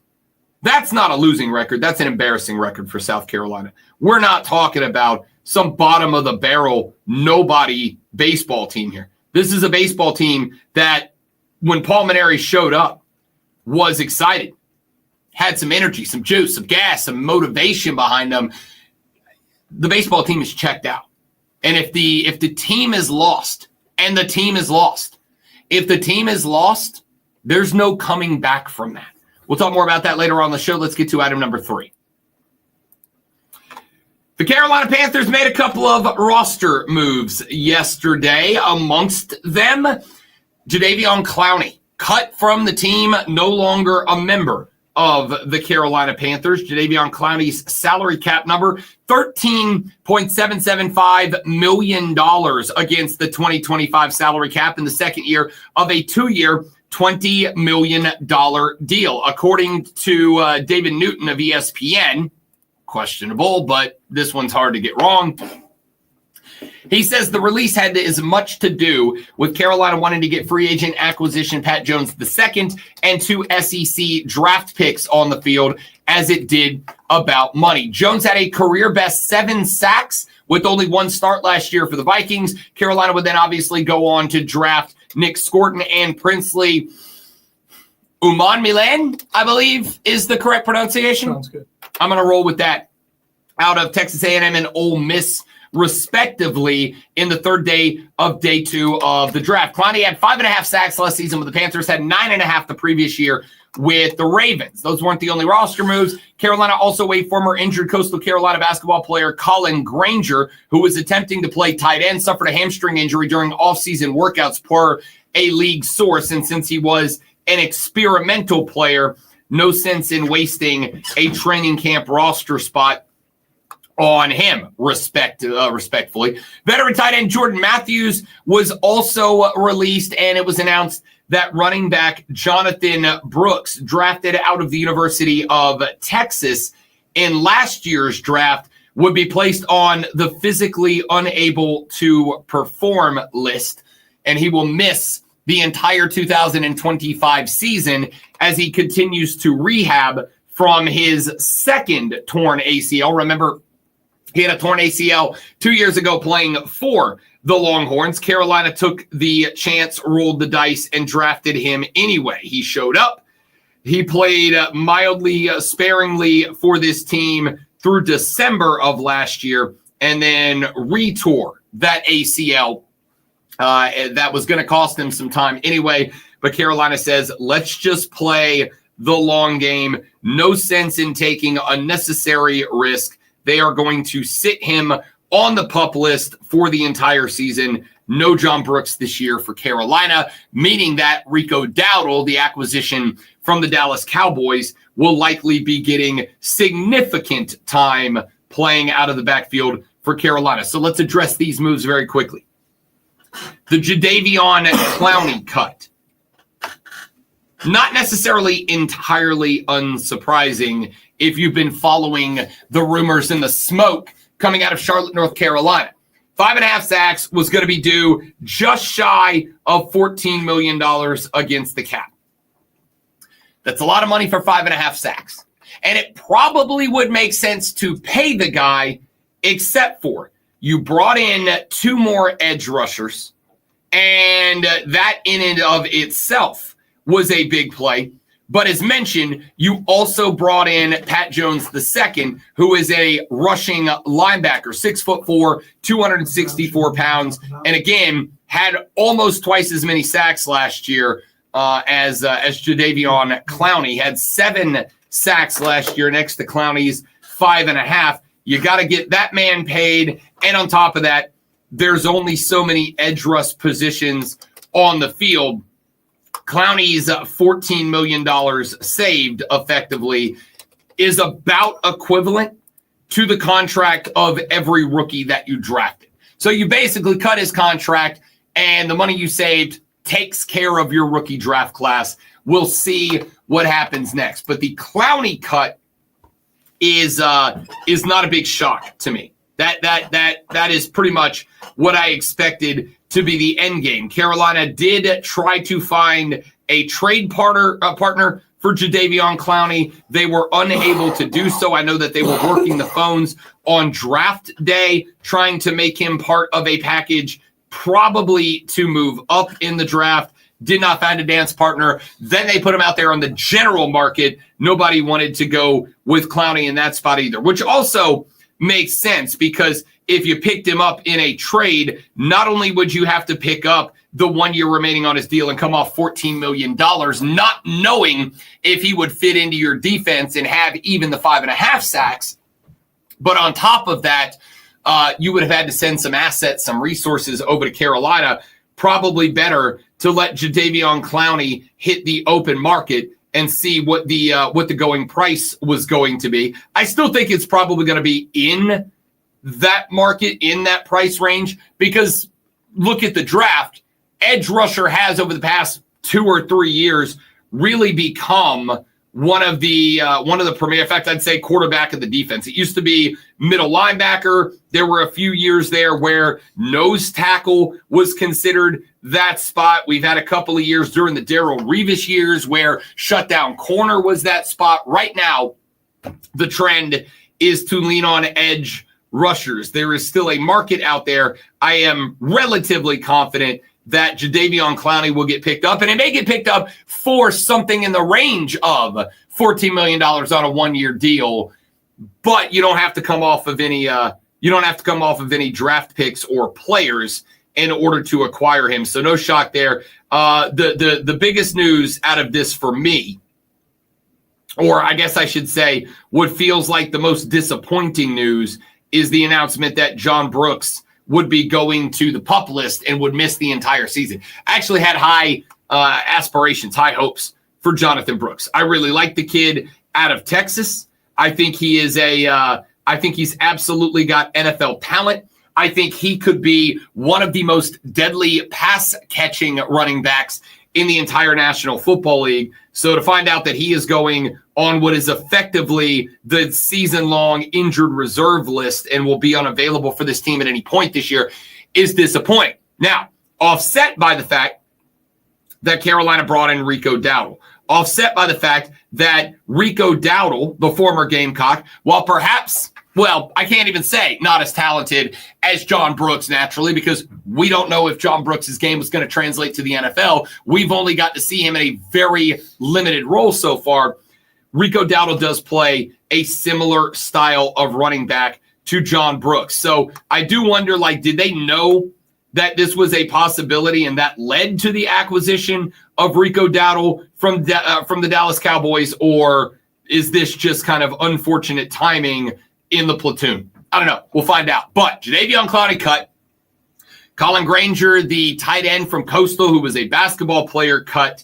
And Jonathan Brooks headed to the PUP list for the Carolina Panthers. I'll give you some more thoughts on the roster moves yesterday as rookie camp getting underway for the Panthers. Today, we will keep our ear to the ground for news and notes that we hear out of rookie camp and bring you those news and notes when the show returns on Monday. But got to run to a break.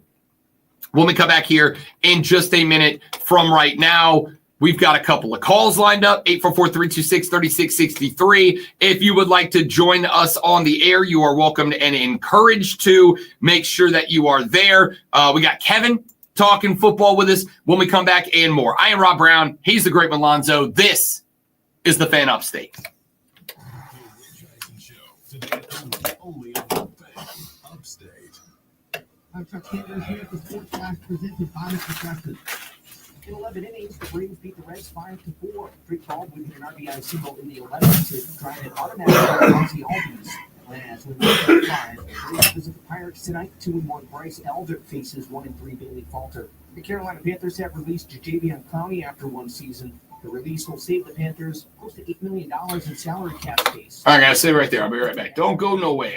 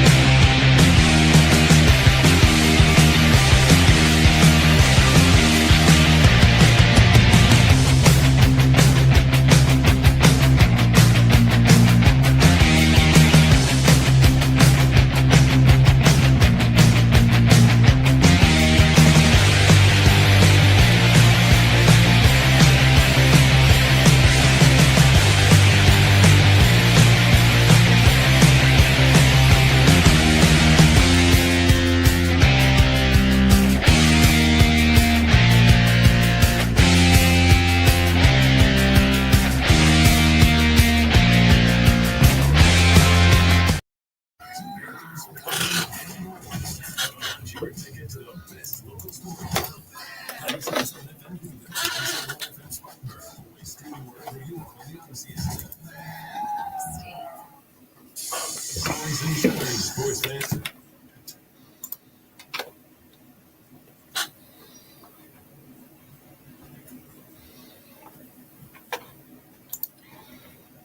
The Rob Brown Show is live on the radio. It is the Fan Upstate. The phone number is 844-326-3663. We've been talking Carolina Panthers this morning. Jadaveon Clowney cut by the squad yesterday. Also announced that Jonathan Brooks, the running back drafted out of Texas in last year's draft after his second torn ACL, will be headed to the PUP list and unavailable this season for the Cats. Our dog Kevin calling into the show to talk a little Cats football. Kev, welcome back, big fella. How we doing?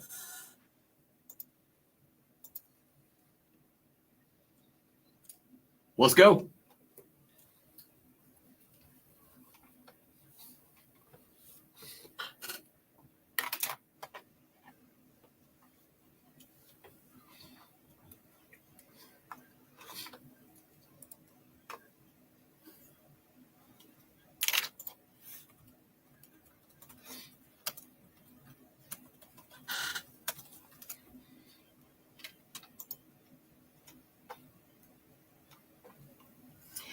Hey, look, sometimes guys just don't translate, man. I mean, it's what it is. There are guys who have immense success at the college football level, and the game just does not translate. I'm not telling you anything you don't know here, Kevin, but it's a different football game. I mean, it's still football at its core. It's still the same game, but it's just a different game, and some guys don't train. Now, I do want to point out that Clowney had 1, 2, 3, 4, 9 sacks, 9+ sack years in his 10 years he's played football. His rookie year only played in 4 games due to injury. 2020 with the Titans only played in 8 games due to injury, had no sacks that year. So 58 career sacks. Like, it's not a bad number, but some guys' games just don't translate it as much as you want to love them, whether it's because they're from your state or they played at your school or whatever. This is kind of one of those times that I point out to college fans who follow their players to the NFL, Kevin.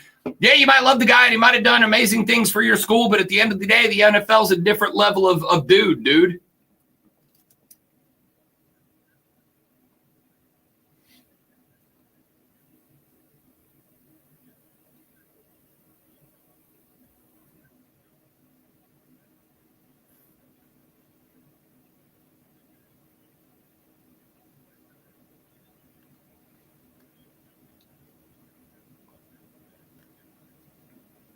Look, Nick Eamon-Warry, right? Drafted in the first round, dude, I think is going to be a stud. And I'll tell you, one of the things that NFL owners look for, evaluate, fall in love with is a locker room guy, right? Yeah, you still got to put up numbers. You still got to show you can play.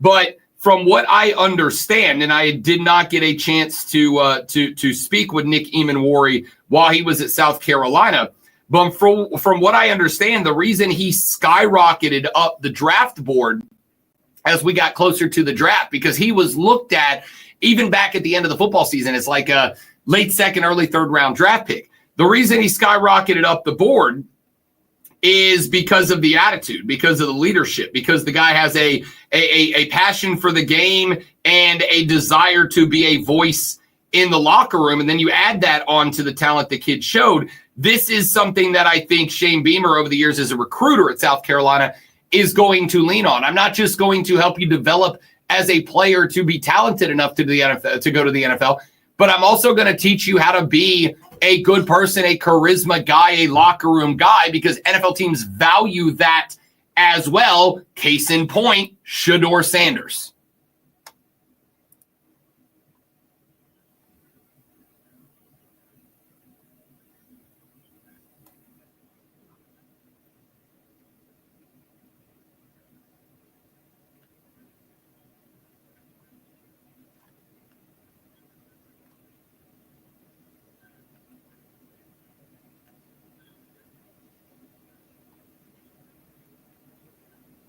Yeah, that's it. Kev, appreciate the phone call, big dog. Good to hear from you, brother. Appreciate it. Anybody else want to get on board? 844-326-3663 is the call-in number.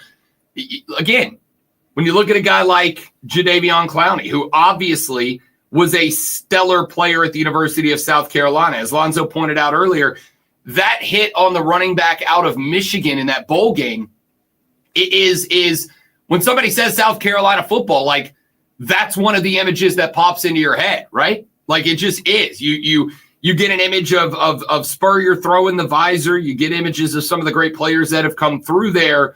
But that hit from Jadaveon Clowney is one thing. Again, being a college football monster does not mean that you are going to translate to the NFL. Yeah, but Kevin made it sound like Clowney's a bust, and he's not. You don't make it that many years in the NFL and not be good enough to be on a roster. Absolutely. I agree with that too. Absolutely. Is he what a lot of people thought he would be? No. But I'm not disappointed in his career. I'm sure he probably is because everyone thinks they could be better than what they are. Sure. Rookie only played 4 games, no sacks.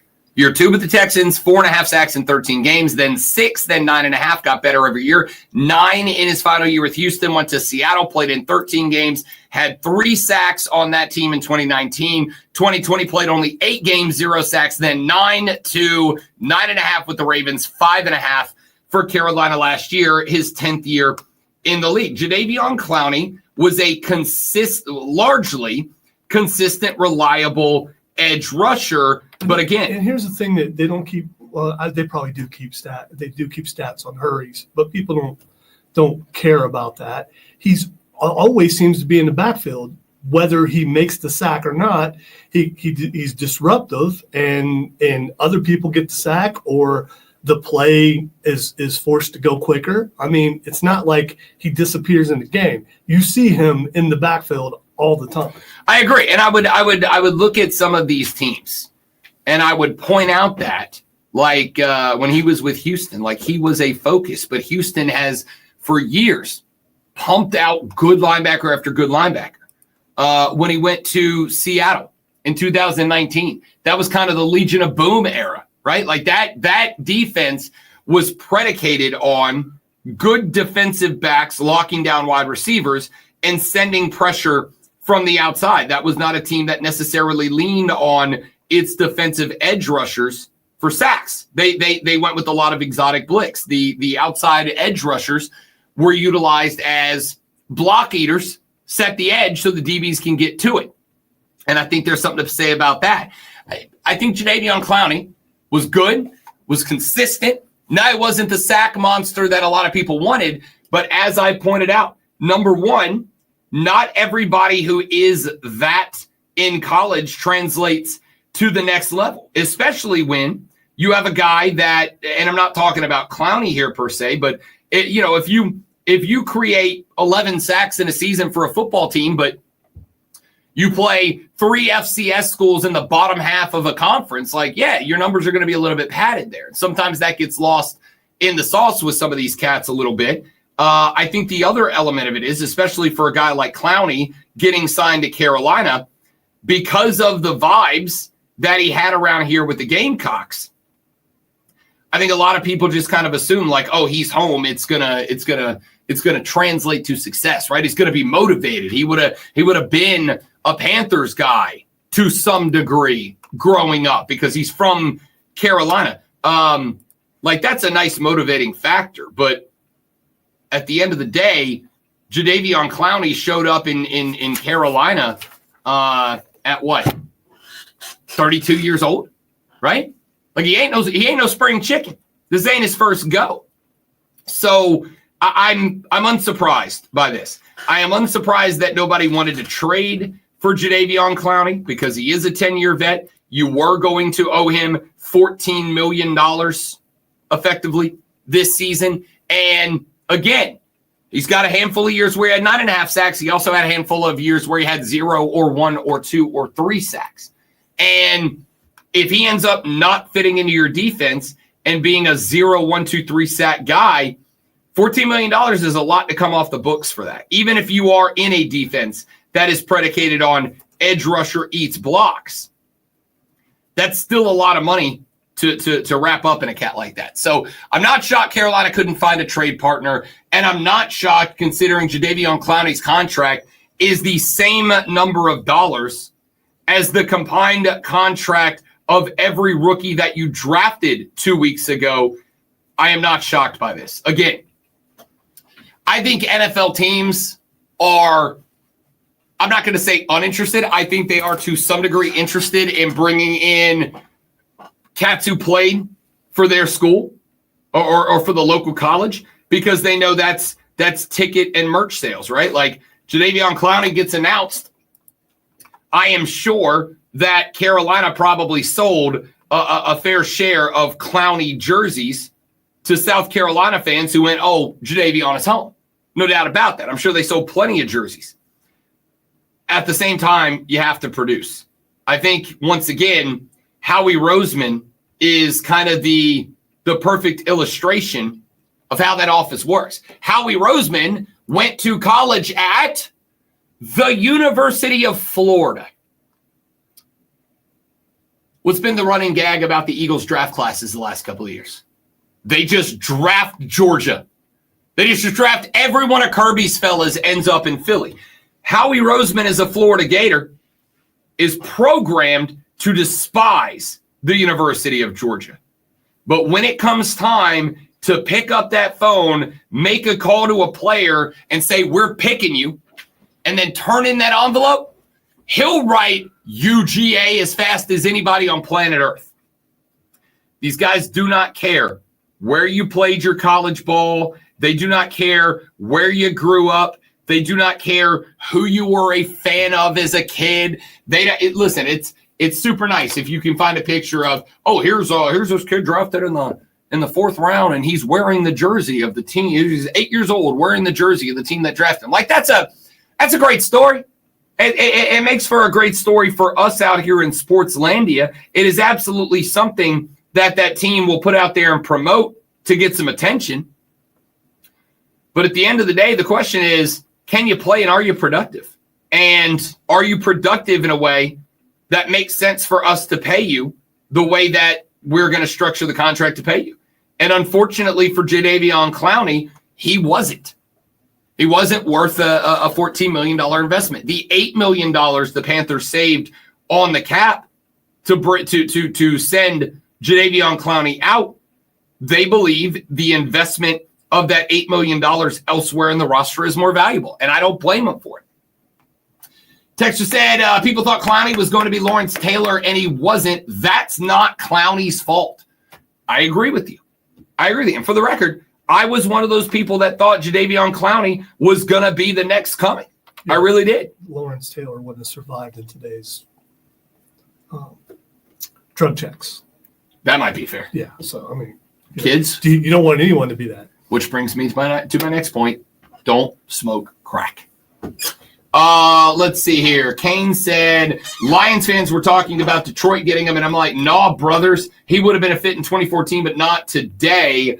Here's the thing. Earlier in the show, when we talked about this back in the opening hour of the show, I actually mentioned Detroit as a possible destination. Do you know where I think Jadaveon Clowney would fit in well? Opposite an elite tier pass rusher. A team like Detroit that has a stellar pass rusher in Aiden Hutchinson. And by the way, even more of a reason he might fit in Detroit, because as Lonzo pointed out back in hour number 1 when we talked about it, Aiden Hutchinson's got workout videos on the internet, running around, working out, getting reps in. We do not know if Aiden Hutchinson is going to be able to translate that into being that same guy. How can I help him? Easy. Put somebody on the other side that's at least a threat. Jadaveon Clowney is still a threat. Is he elite? No. Is he really, really good? No. But he's good. He's a threat. So put him on the other side so that, you can't just overload whatever side Hutch is on every time he lines up. You've got to be concerned about a guy who can come up with 9 sacks in a season. Jadaveon Clowney had 9.5 sacks last year, not this past year, the year before that, 9.5 sacks. So put him opposite a guy like Hutch and say, look, man, we don't need you to be a star. We need you to eat up attention so that other guy can be a star. And then let Aiden Hutchinson be a star with a little less pressure on him. That's what Jadaveon Clowney's role can be in the NFL. They just don't have that elite star. Not yet. You just drafted 2 guys, maybe one turns into one. But Carolina does not have that elite outside rusher that you can put opposite of a Clowney and ease the pressure on that guy with Clowney, or turn Clowney into a 9.5 sack guy, because the running back's always got to be focused on the star on the other side. All right, let's run to a break. When we come back in the next hour of the show, the audio blitz, the best audio we've picked up in the last 24 hours. We've got some good ones for you, including Scott Van Pelt having a hot breakfast take. We'll give you that and a little bit more. We've got some more football. We'll talk some NBA playoffs. All of that comes after Lonzo taps the sign, locks up the chin strap, plays like a champion during the Sports Flash. Got to turn up the game, tone down the volume, and do what I do. The final road trip of the South Carolina baseball season started with a big loss as the Gamecocks fell to Auburn 24-2. Brandon Stone was tagged with the 6th loss. The Gamecocks recorded 5 hits, while Auburn put 20 on the books. South Carolina has 2 more against the Tigers before coming home. Just one NBA game last night. The Timberwolves overwhelmed the Warriors 117-93. Golden State was without Steph Curry as he rehabs his strained hamstring. Julius Randle led all scorers with 24. The series is now tied 1-1. The Atlanta Braves walked off the Reds in the 11th inning for a 5-4 win last night. Spencer Schwellenbach gave up 5 hits and 1 run in 6 innings. Atlanta had 10 hits, including Drake Baldwin's pinch hit RBI single in the 11th for the win. Hour number 3 of the Rob Brown Show is next, right here on the Fan Upstate. Up to the minute, upstate traffic. 85 is starting to develop a few slow areas. I made it through 2 without coughing. Yay, me.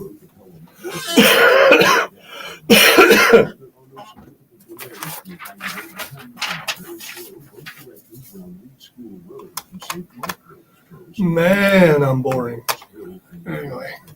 From the News Talk 98.9 WORD Traffic Center, I'm Jon Brooks on the Fan Upstate.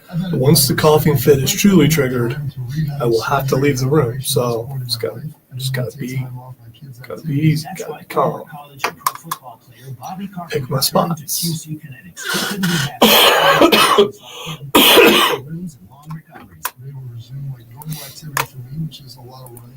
I have no idea how I'm going to do tomorrow, but, we'll see. I've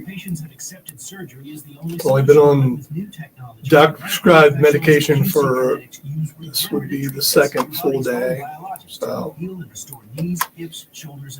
actually ran into a friend of mine over at our golf course, and he had his knee done. It felt so well. He got his shoulder done. He goes, I can't thank you enough. You've heard the commercial on the air. So it's feeling great. Find out how you can avoid surgery and finally get relief. Call QC Kinetics now for your free consultation. Call QC Kinetics, 864-448-3772. That's 864-448-3772.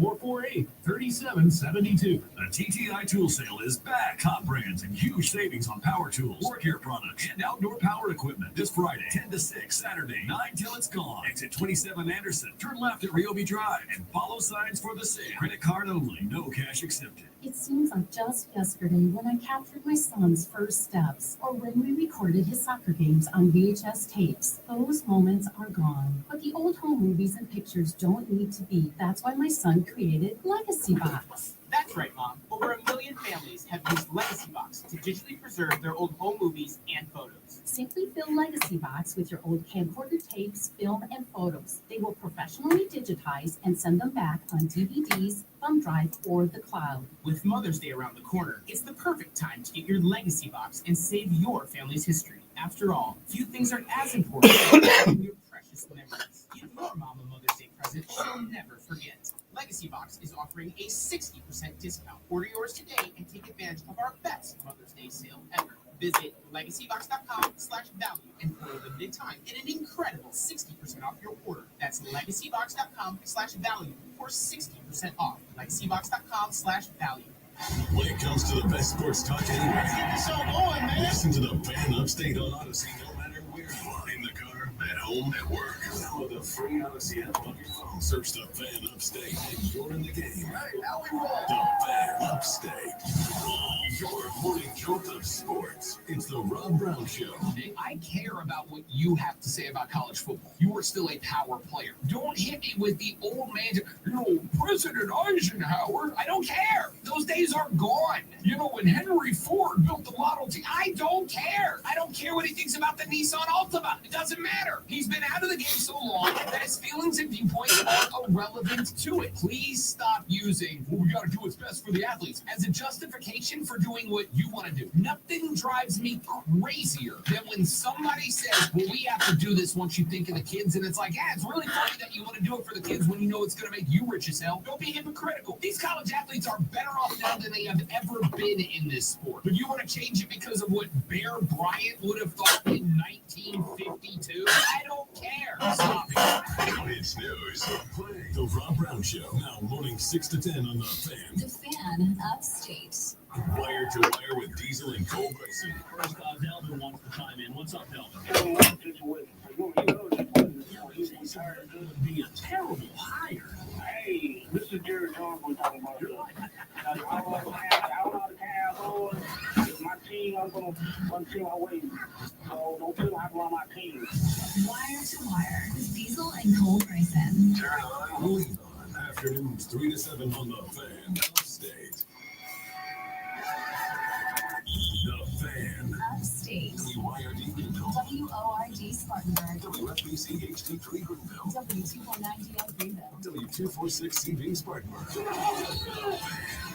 Upstate. And Odyssey Sports Nation. Man, check this out. For an official Rob Brown lockdown. Represents being a real. Yeah.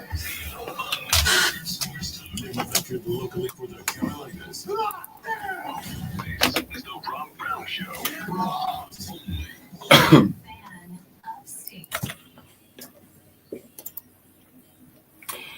Yes, indeed, ladies and gentlemen, dudes and dudettes, amigos and amigas. The Friday, gotta get down on Friday edition of the Rob Brown Show is underway. The third hour of the show starts right now. Welcome back. Hope you're well. Hope you're enjoying the show so far. If you're not, bad taste in radio. Stick around. Maybe something will happen that you like.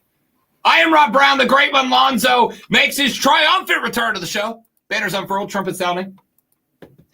Or on the verge of death. I'm not sure which one is more accurate right now. Who knows? Any day, any time, any moment for anybody. But I don't want to be negative. I mean, that's true, but also, for it's definitely closer for some people than others. And I will say that I feel a little bit better than I did a couple of days ago. So that means progressing towards well. It might take another week, but Hey, we're just glad you're back. And by we, I mean the listening audience, because come on. Fighting for my life over there the last couple of days. You do a lot less when I'm here, so you're welcome. There's not that. All right, time for the audio blitz. Some of the audio that we picked up over the last 24 hours. And come to keep it a buck. It's Friday. Some of this is totally not sports related. You're just going to have to deal with it. Let's start with this one. We talked a little bit about it back earlier in the show. Next year, the NBA returns to NBC for the first time since 2002. Now, back in the day, the NBA on NBC had a voice. The voice was that of a young man by the name of Jim Fagan. Now, Jim, as the NBA has not been on NBC since 2002, Jim has not done a lot of voice work for the NBA.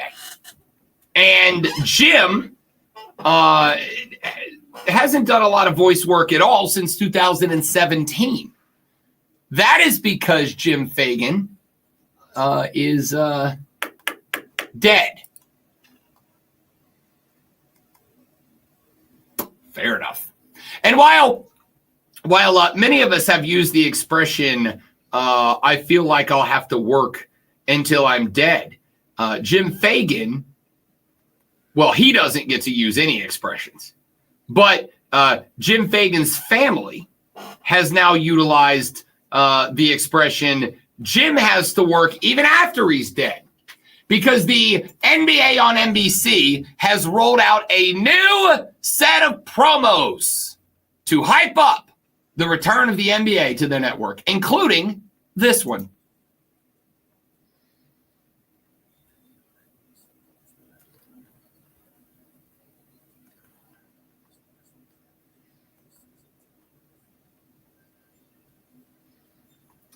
Super informal, but when you have a voice like that, you can make anything sound good. That is the voice of Jim Fagan.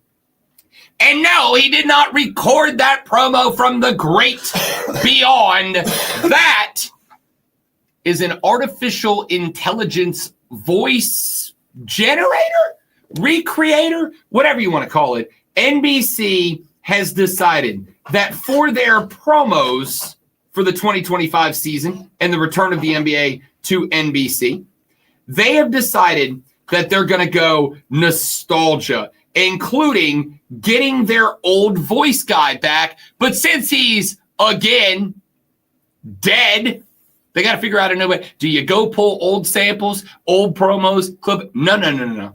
We're going to feed Jim Fagan's. By the way, approved by his family. See, when we talked about this earlier, I've been thinking about it. So if he didn't give approval, if he didn't leave something in a will or had a written agreement somewhere that they could use his voice after, which a lot of actors and voice actors now are starting to sign, whether they want to be used after they're gone.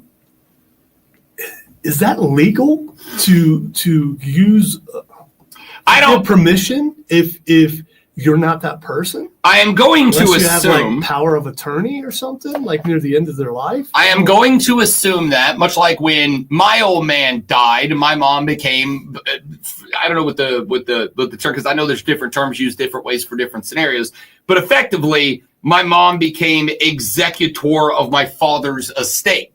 Basically, everything that he owned, which would include intellectual properties, name, image, likeness, etc. My mom's in control of. So my bet would be that include him, like his.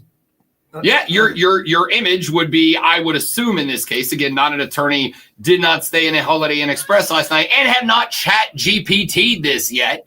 But my assumption is your name, image, and likeness is part of your estate, part of your assets, part of your property. So the family would have the right to approve this. And my bet would be NBC is paying them for this.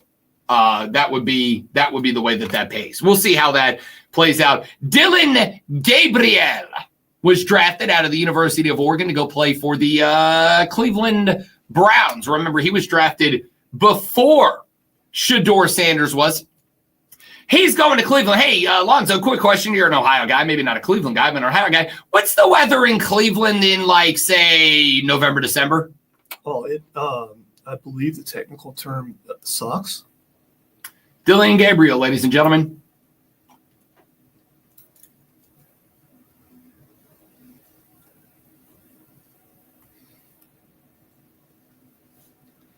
Oh, I see what you're doing.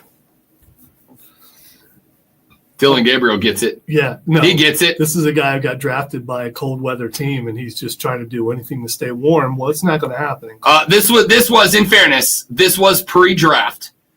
This was before he knew he was going to be a Cleveland Browns. All right.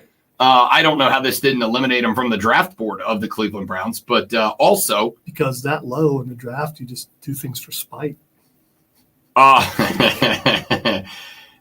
Number one, he's right about everything that he said. No. Everything he said. Anybody who says, no, Rob, I love sitting outside in the cold, in the snow. No, you don't. You're a liar. You're a liar. No, you don't enjoy it. By the way, having lived through that most of my life, there are some people who are not lying. No. I'm not saying they're mentally stable, but I'm saying they're not lying. In their heart of hearts, they believe that. I've seen people walk around in the snow in shorts. And again, maybe not mentally stable, but I'm not a doctor. I don't know. But they say they're fine. I believe that some people do things out of some sense of tribalism / regionalism, right? I love this thing. I mean, listen, Mister. Well, there's only let one me- kind of seafood. There are some people who lived in moderate climate and end up going to Florida and go, well, I can't handle this. Let me be clear. When I say do things, I'm talking about really dumb stuff. If you have a different opinion on the best type of seafood, mine, red snapper, grouper, Gulf of Mexico, fresh off the boat, right? But if you go, hey Rob, I'm more of a salmon guy, more of a trout guy, then I can understand that. I don't agree with you, but that's a subjective difference of opinion. Love that salmon. If you say, no, I genuinely love being outside when it's -2 degrees and snowing. No. I saw another clip yesterday. I didn't grab the audio from it because it was way too long. But there's a guy who does food reviews of like regional specialties, right? Like he goes to a city or a town or a county or whatever, and he asks around and he finds out like, what's your thing? What's the thing that this community loves? And then he goes and he tries that thing. Well, yesterday, he posted a video where he was in a community outside of Pittsburgh, Pennsylvania. And this community loved this one pizza parlor. So he went to the pizza parlor and he found out that this pizza parlor, Lonzo, they take the dough and they put the pasta, or not the pasta, the tomato sauce on it, and they cook that. And then after that's cooked, then they sprinkle the cheese on the top. They put the pepperoni and the sausage on it, and then they give you that pizza. The cheese is not baked on. The cheese is not cooked. They literally take the shredded mozzarella or whatever it is. They cook the pizza with the sauce. Then they put the cheese on it and then give you the pie that way. So it's a grown-up Lunchable. It is a grown-up Lunchable. Now, I'm not anti-Lunchable. Yeah, there have still been. Not really that bad. They're really not. There are still times that as an adult, every now and then, I'll be hanging out with the nephew because he's a big Lunchables guy. I'll be hanging out with the nephew, and he's like, yo, Uncle Rob, can we get some Lunchables? And I'm like, you're damn right we can. I don't care what your dad says. Not only can we get Lunchables, we're getting one of all of them. Let's go bananas, kid. That's fine. But as a full-grown adult, if you're going to make the argument that a Lunchable is better than a good, well-put-together, constructed pizza, you're a liar. You're a liar. But you're seeing this without trying it. I've eaten Lunchables. I know. A cooked bit of dough. I am interested about the sauce being cooked into the crust. I'm definitely, because I'm a sauce guy. You know what pizza does that? Every pizza. That's how pizza's cooked. You take the sauce, you put it on the dough, then you put the cheese and the sausage and the pepperoni, and you bake that pizza. So the cheese probably will melt depending on the temperature of the sauce. I mean, No, it will not. It will not. You could put it on when that pizza comes out of a 400-degree oven. It is not going to melt that cheese. The guy showed the pictures of it. It literally is just a mound of shredded cheese on top of cooked dough and sauce. Now, the reason I bring that up is not to argue about the pizza. The reason I bring that up is because I am going to say, outside of that one community, outside of that one place, everybody is going to say that's objectively bad. But the people who live there, they swear it's the best pizza in the world. Why? Because my daddy said it is, and his daddy said it is.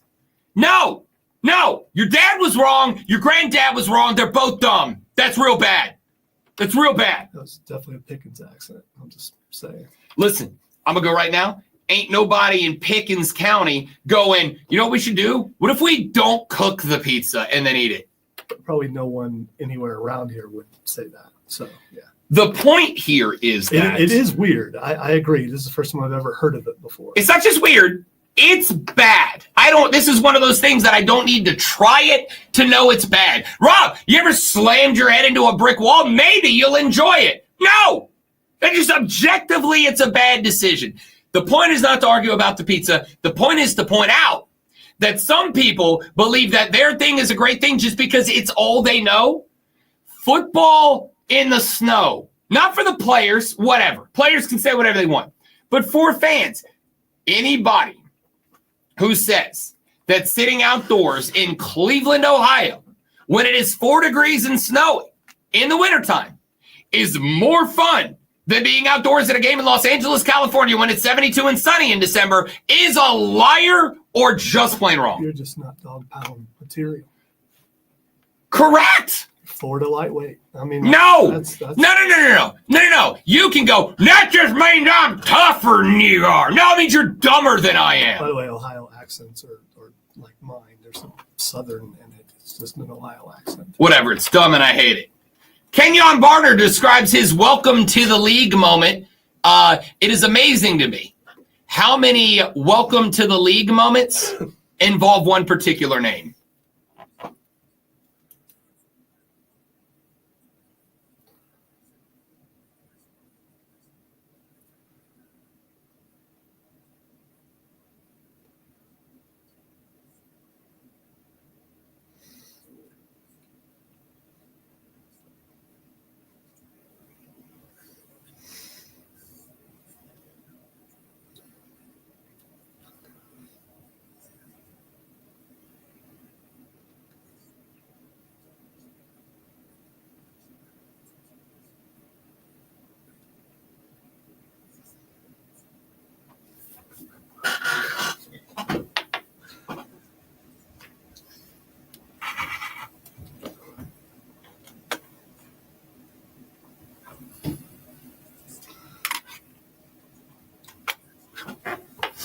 Kenyon Barner says, Luke Kuechly smoked me, then helped me up and said, this hurt me more than it hurt you. I had to teach you that's not how it works around here. And Kenyon Barner said, I looked him in his face and said, thank you.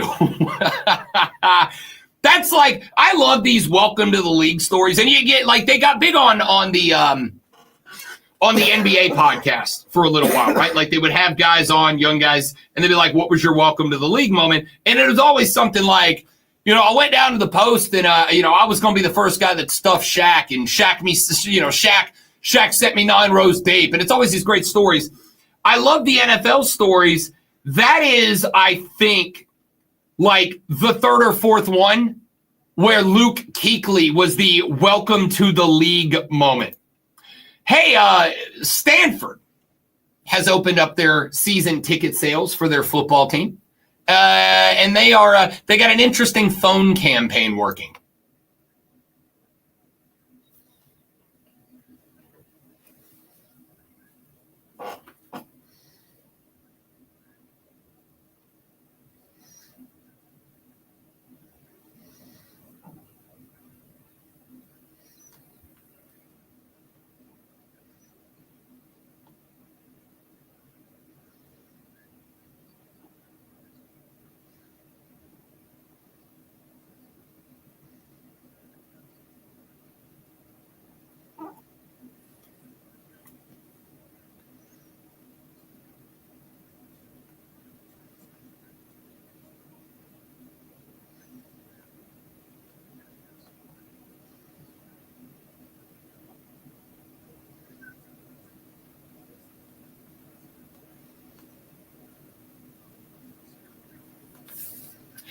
I like how Andrew Luck went from kind of a dog on the football field to middle-aged insurance salesman in like 2 years. I will tell you, the night he was drafted, we were doing our draft special at a place that serves drinks and food and all that kind of stuff. A bar? Yeah. And I one of the guys on the show, big Indianapolis fan, he was not happy with me because I kept calling him the big nerd. He is still the big nerd. It has not changed. I wish he would have nerd laughed. He showed how truly nerdy he is when he went high-pitched. I'm so happy.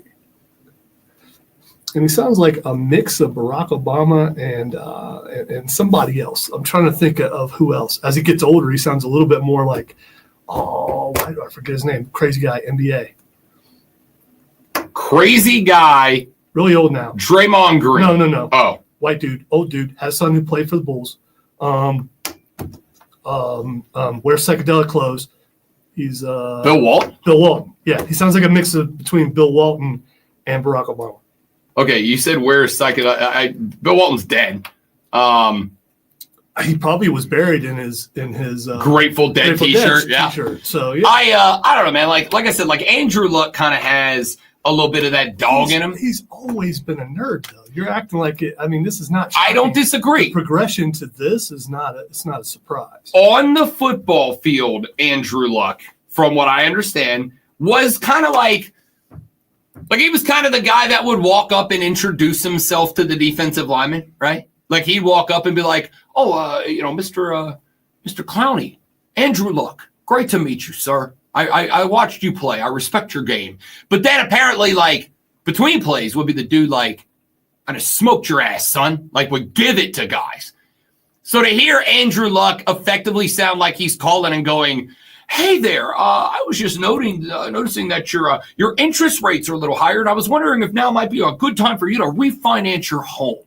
Shut up, nerd! We all have our telephone voice. People have heard mine when they've called in or when I've got a guest on. You've got one. We've all got one. That's just his voice. That's because if I answer the phone like, hello! Yeah, it's Rob. What can I do for you? I would probably, actually, maybe I should. I get less phone calls. That's why I use less. I use my telephone voice so people make fun of me to me, which is always fun. All right, one more before we run to the break. I know we're late, but I want to get to this one, and I want to see what Lonzo's gut reaction to it is. There's a podcast called the Pop Culture Podcast. It's a pop culture podcast. And they sat down not too long ago for an interview with Danny McBride. Do you know who Danny McBride is? Big-time Hollywood actor. He was but does a lot of TV shows now. He stars in The Righteous Gemstones, which is a hilarious show. Starred in Eastbound and Down, a hilarious show. I love Danny McBride. He's one of my favorite actors. There's two sides of humor. That's more your side. Oh, for sure. For sure. It is. Right, there are more sides, but in this room, there are really two sides. This is the dirty, raunchy. Even I would not let my nephew listen to Danny McBride's comedy, and it's my favorite. Anyway, he told, and this is them recapping the interview, but he told the Pop Culture Broadcast what he thinks the biggest problem with movies is today, and it doesn't have anything to do with the movies.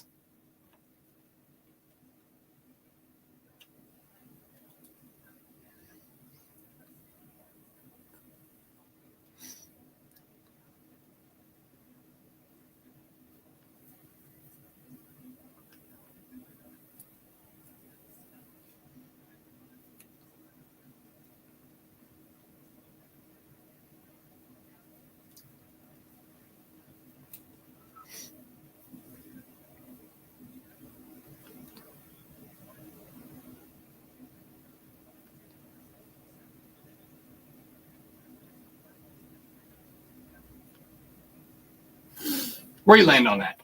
I agree with a lot of it, but I think part of the problems is first of all, too many trailers and too many commercials.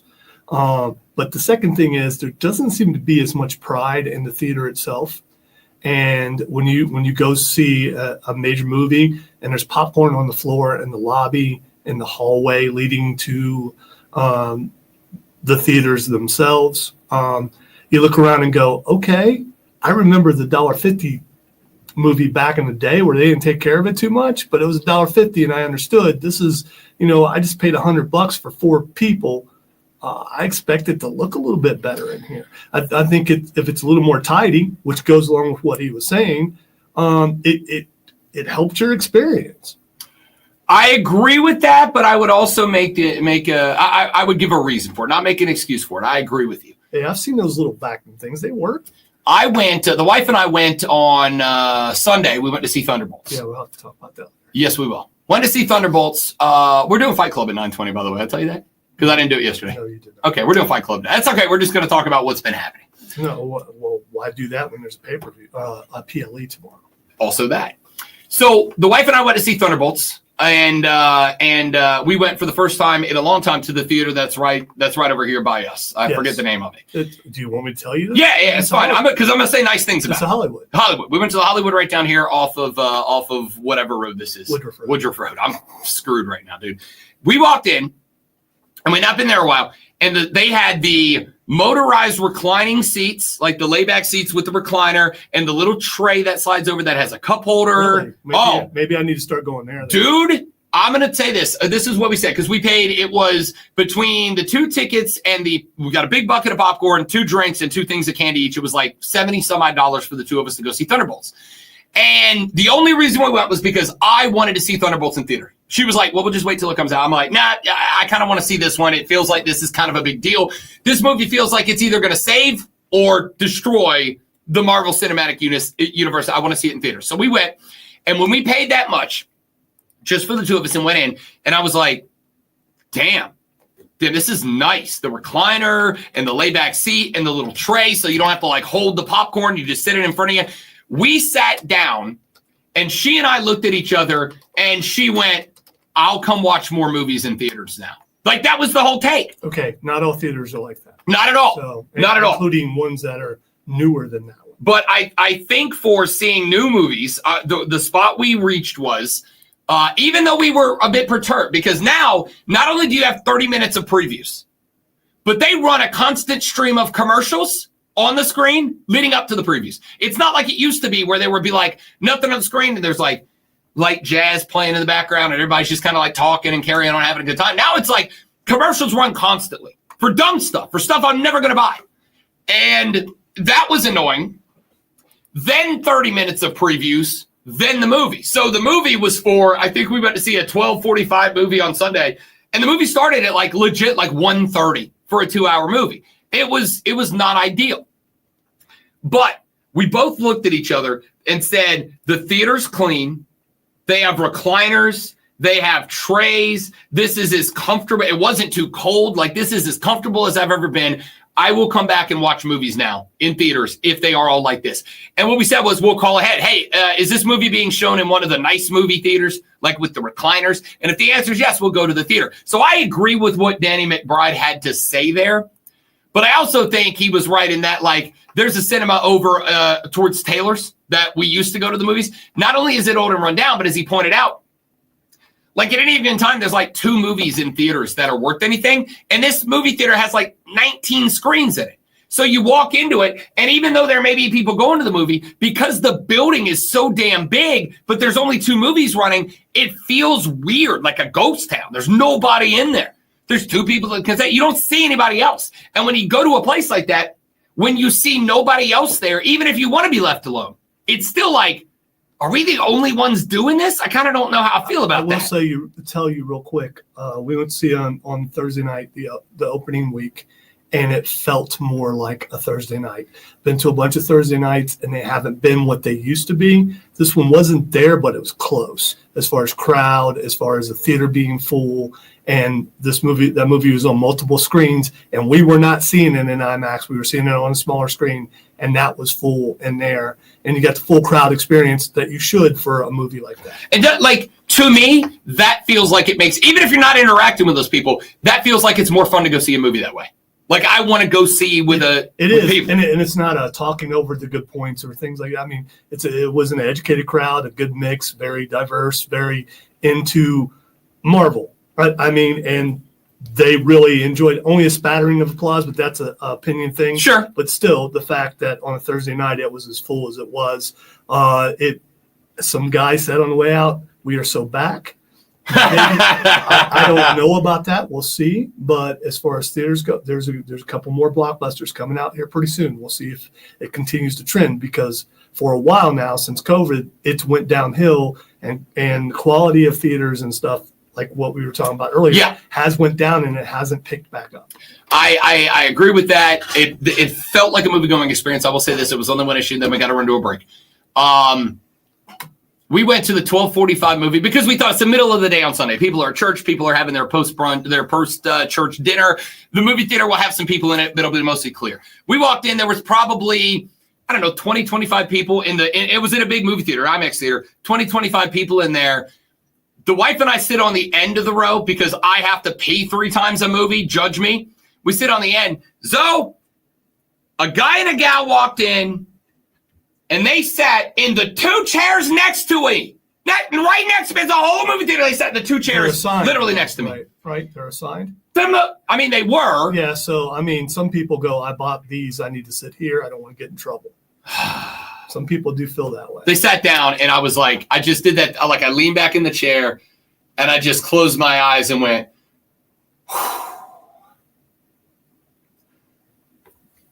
because I was hoping he'd get it. He didn't get it. Back after this on the Rob Brown Show with a fan upstate.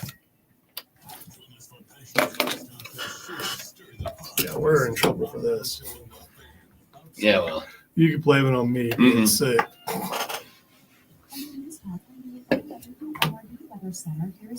Be right back, guys. Don't go anywhere. I'll address y'all's comments when we come back. This is almost like it's 2023.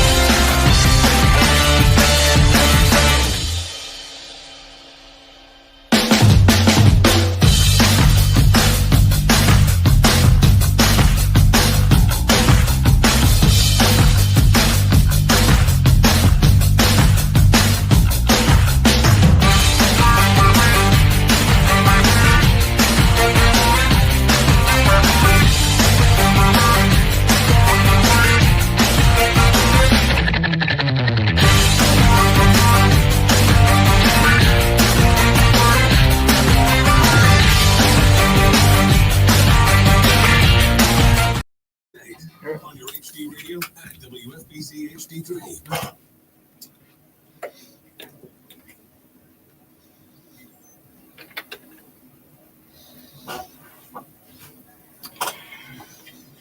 Quick conversation here. The United States women's national team, women's basketball, made an interesting move yesterday. Over the past handful of years, the U.S. women's national basketball team had its roster and coaching staff selected by committee. They put a group of women together, men and women together, of every level of basketball. And they, by committee, voted on and selected the roster. You will remember last year, in the lead up to the 2024 Summer Olympic Games in Paris, France, that there was some controversy because none of the rookies, including Caitlin Clark, made the women's Olympic team. And there were a lot of people, and I will keep it a buck, no cap, as the kids say. I was absolutely one of them. Why are you not sending Caitlin Clark? Why are you not sending a young woman who has dominated the landscape of college basketball, both as a figurehead and as a player? Why would you send? And I understand the answer is so that she could set a mark, but why are we sending 41-year-old Diana Taurasi, who's going to play 12 minutes a game, instead of Caitlin Clark, who is a younger, better version of Diana Taurasi at this point? And again, it's a legacy pick, and there are going to be some people who are on board with that, and there are going to be some people who hated it. I'm going to keep it a buck with you. I didn't like it. I want to send the best. I don't care about the legacy of any individual player, perhaps even more than their professional team when you are talking about Team USA. As Herb Brooks said in Miracle, the name on the front of that jersey is a hell of a lot more important than the name on the back. On the line again. So, yesterday, Team USA women's basketball announced that they were placing Hall of Famer and women's hoop legend Sue Bird into their position of managing director. Sue Bird, and they have not announced what the power structure is going to look like. I don't know if she has complete and total autonomy over the team. I don't know if she is going to be in charge of drafting up a proposed roster and then have to get approval for it or what. What I know is on the men's side, for years now, they have had a roster czar. It was Jerry Colangelo for a lot of years, and then in 2022, I believe, Colangelo stepped down, and he handed that responsibility over to Reggie Miller. And Reggie Miller has worked ever since then as the final voice in roster construction for Team USA men's basketball. And I will say, one of the things that I have appreciated about Team USA men's basketball over the past couple of years of runs of success is that, number one, I feel like they generally and genuinely selected the best players.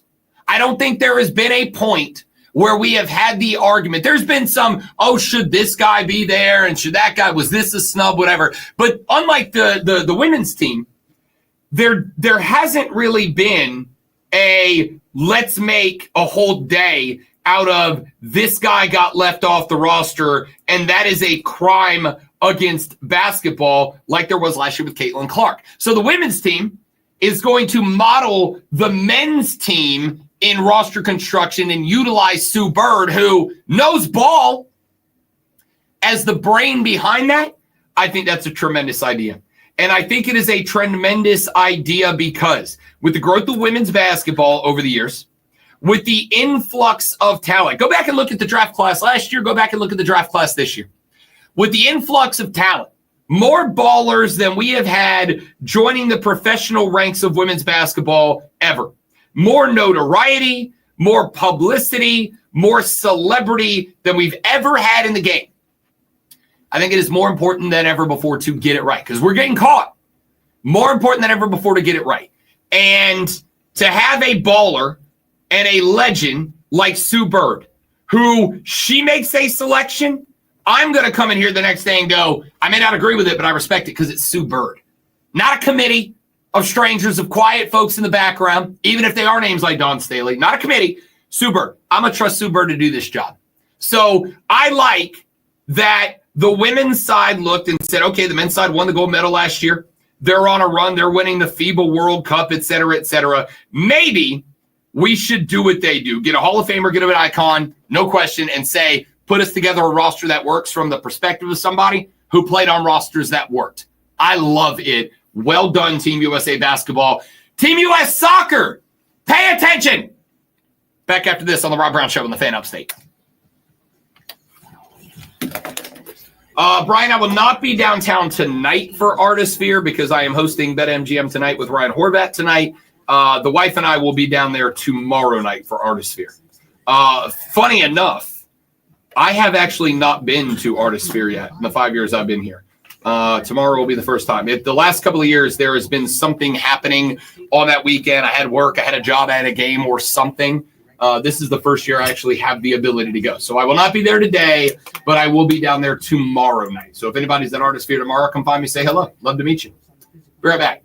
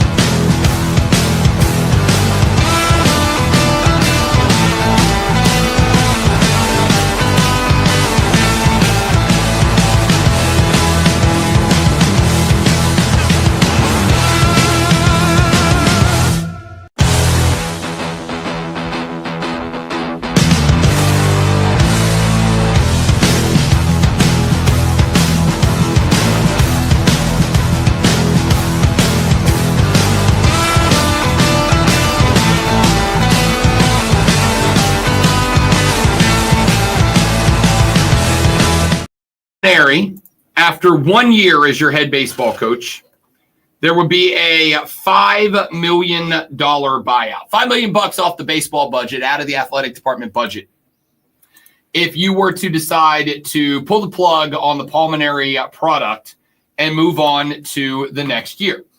The 22-3 loss against the Florida Gators last Saturday was the worst loss for the South Carolina Gamecocks since the year 1997. The loss yesterday against Auburn, 24-2, was the worst loss for the South Carolina baseball program since last Saturday. So Maneri has, in effectively 6 days, put the 2 worst losses of the century on the books for the Gamecock baseball program. Should you elect to move on, it will be to the tune of a $5 million payout to Pulmonary. I go back, and this is not it's going to come across this way. I promise you it's not meant to be a, I told you so. It is not meant to be a, oh, look at me, how smart big brain boy I am. It's going to come across that way. But it feels to me as if the concerns I had about this hiring at the time of the hiring have come to pass, have come to fruition. That is to say, it feels to me as if Pulmonary is in no way, shape, or form getting through to the fellas on the baseball team. Why do I say that?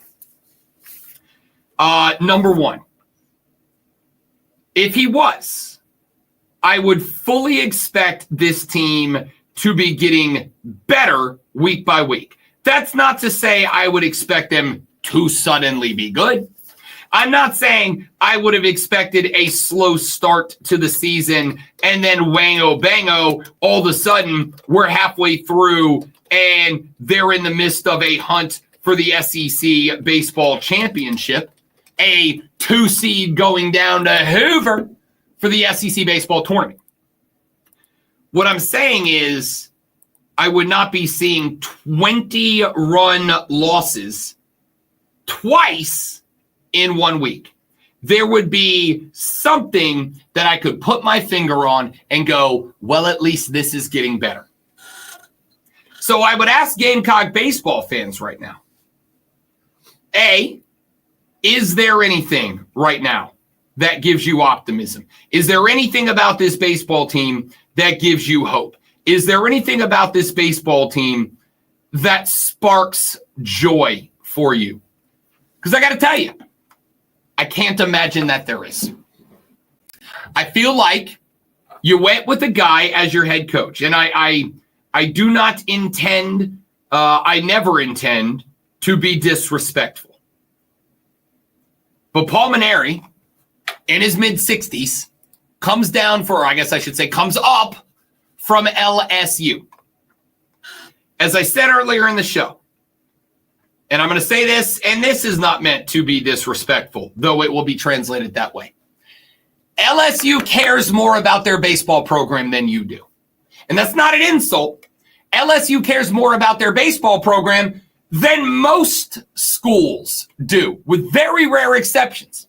LSU considers their, in my experience, considers their baseball program their second most favoritist program on campus. It is football 1, baseball 2.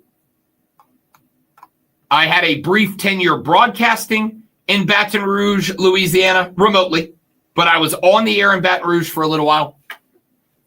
And as I mentioned earlier, after Hurricane Katrina, a large swath of folks from Southeast Louisiana made their way to Destin, Florida, where I broadcasted, where I lived, and we jokingly started referring to the Florida Panhandle as New Orleans East, because there were a lot of folks from Louisiana who came and then stayed after Katrina. So there was a very large LSU fan base where I lived. And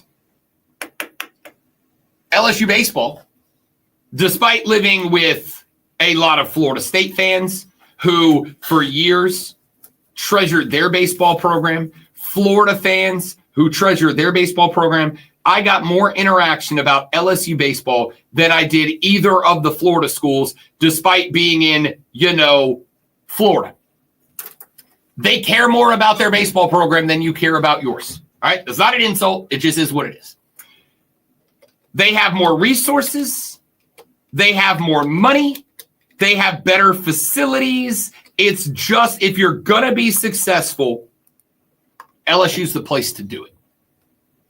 And Paul Mainieri could not get it done at Baton Rouge. They effectively said, we're not going to fire you because you quit. And Paul Mainieri left. That's the way that I interpreted it. So similar to the Will Muschamp situation, when you hired Will Muschamp to coach the football team. Similar to that situation, different in that Paul Mainieri has got a ring. Paul Mainieri's had success. But similar to the Muschamp situation, Ray Tanner had to convince me that a guy that could not get it done at a school that had more resources, better facilities, arguably better access to players, et cetera, somehow he was going to leave a school that had way more, come to Columbia, South Carolina, and do it there when he couldn't do it there. It didn't make sense to me then. That's not even including the other aspect of the conversation I had, which is, do you know why so many new coaches, basketball, football, baseball, whatever, do you know why you're seeing such an influx of younger coaches? Because they know how to communicate with kids. It's a different world out there, man. These kids talk differently. They act differently. They interact with people differently. We are now experiencing, as teenagers, college-age kids, the first generation who truly do not understand a world before social media. The kids that are coming to play football, basketball, baseball now, they're the same age as Twitter. They don't know what the world without Twitter is like. I was in college when Facebook fired up. Back when, if you wanted to get on Facebook, you had to provide them with an email that ended in .edu. You had to have a college email. The kids that are coming to play college sports now were born after that. Tyler Shook got drafted to the New Orleans Saints. He holds two unique distinctions. Number one, he is the next future first ballot Hall of Famer for the New Orleans Saints. And number two, in a long line of those. And number two, Lonzo, Tyler Shook is the last player born in the 1990s that will be drafted into the National Football League.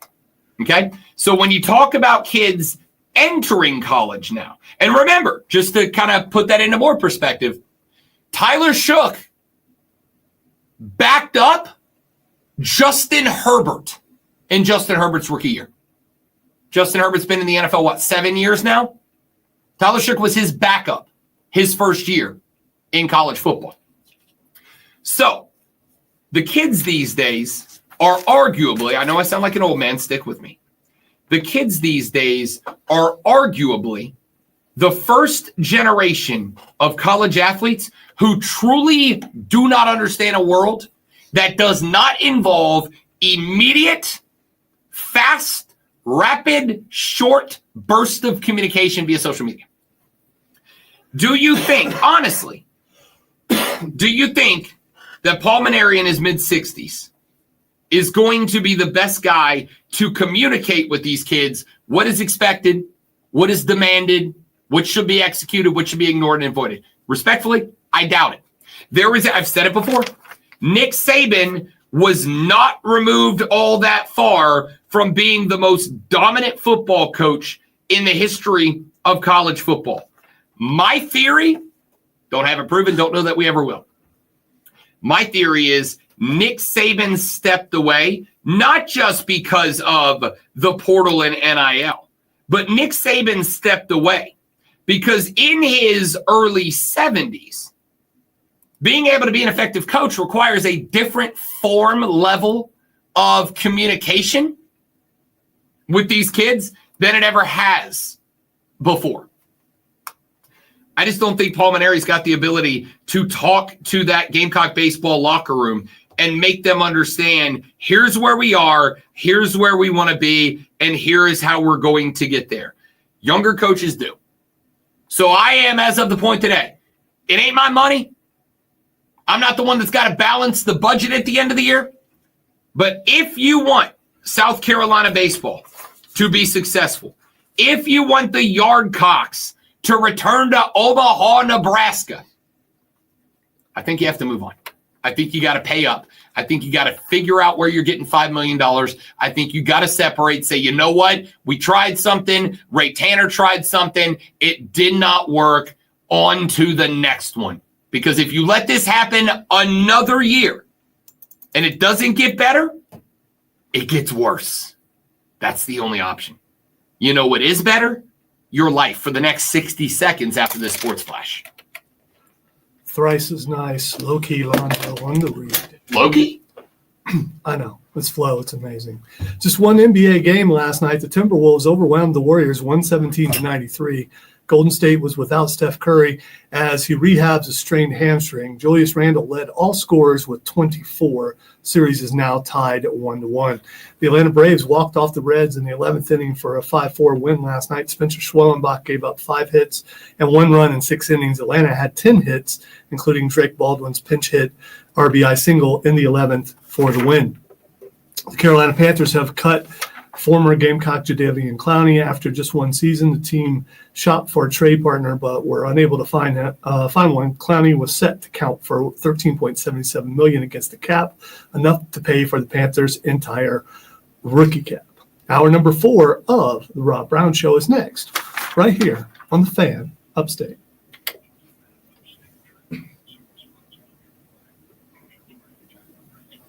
There are no significant delays at this time. Things have been slower than usual, especially on St. Mark and East School roads. The Artist Fair Festival begins today. Downtown Greenville along Main Street and adjacent areas. You should plan an alternate route. From the News Talk 98.9 and WORD Traffic Center, I'm Bill Brooks on the Fan Upstate. $5,000. That's the average amount of money people in the U.S. are now spending on gas in a year. $5,000. That's crazy. If you drive, I may feel horrible, I may sound horrible, but I work the word thrice into my thing. So, I mean, you know, it's a good day. I'm not sure I've said thrice on the air before, so every time I fill up. I've felt already good. up to $300. You're putting gas in your car anyway. Why not get real cash back? If you like free money, download Upside. I'm saving the cash I earn from using Upside to help pay for a vacation later this year. Download the free Upside app now to earn even got to look from the haughty one. I don't think that he knew that, you know, I knew the word thrice. 35 cents per gallon on your first tank. You can cash out anytime, right to your bank, PayPal, or a gift card for Amazon and other brands. Just download the free Upside app and use promo code FRESH for a 35 cents per gallon bonus on your first tank. That's code FRESH for a 35 cents per gallon bonus. Isn't it time you taught your kids the fun and value of golf? Well, there's no better place than to Preserve It for Days Junior Golf Camps this summer. It includes 4 days of driving range, on-course practice, lunch and drinks, a gift bag tag, and they'll leave with a certificate of completion. Sign up at preserveitforday.com. Events to find the 2025 Junior Golf Camps, June 16th through 19th, July 14th through 17th, and July 28th through the 31st. I'm Brian Tedesco, CEO of Valpont Americans, the pioneers of the car stereo. Today, we're not just about sound systems. We are revolutionizing the e-bike scene with Blue.bike. Thanks to AmericanEagle.com, our online presence now features a dynamic e-commerce website that showcases the quality and affordability of our foldable e-bikes. And our collegiate e-bikes, just perfect for the college fanatic. These e-bikes offer a new way to experience freedom on 2 wheels. No matter your age. a top-notch website to match our cutting-edge users. We turned to AmericanEagle.com. They made the impossible seem easy, tackling digital challenges like pros. Check out the Blue Dot Fight website to see AmericanEagle.com's amazing work in action. Need the best in website and digital marketing solutions? AmericanEagle.com is your choice. They dedication for us. So, what fast food type restaurant has the best soup? Or proof I don't feel well. I just want soup for some reason. Could just go home and make it myself. Who wants to do that? For casual and hardcore sports fans, live sports betting updates for all of the night's games as they happen. Get the latest scores, sides, totals, props, parlays, futures, and much more with real time. McAllister soup is not bad if you can get the kind of soup you want. Half the time, if I want something, they don't have it. I don't know if I wear enough flannel to go to Panera. Actually, I don't wear any flannel, so I'm not sure I could go to Panera. But I could send my wife. Panera's not a hamster place.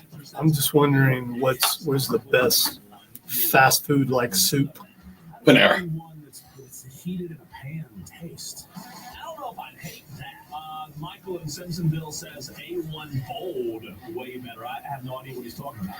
It's a flavor. We want the Stanley Cup. We want the Stanley Cup. Oh, have you heard this song? I played it yesterday. No.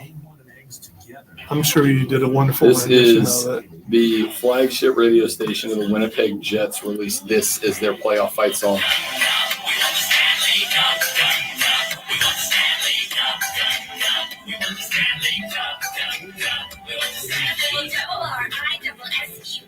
Josh Morrissey, yeah, he's our guy. Lordy, Lowry, Markside Lee, Connor, Killers in the MVP. Sounds like an SNL skit. I hope they never win another game.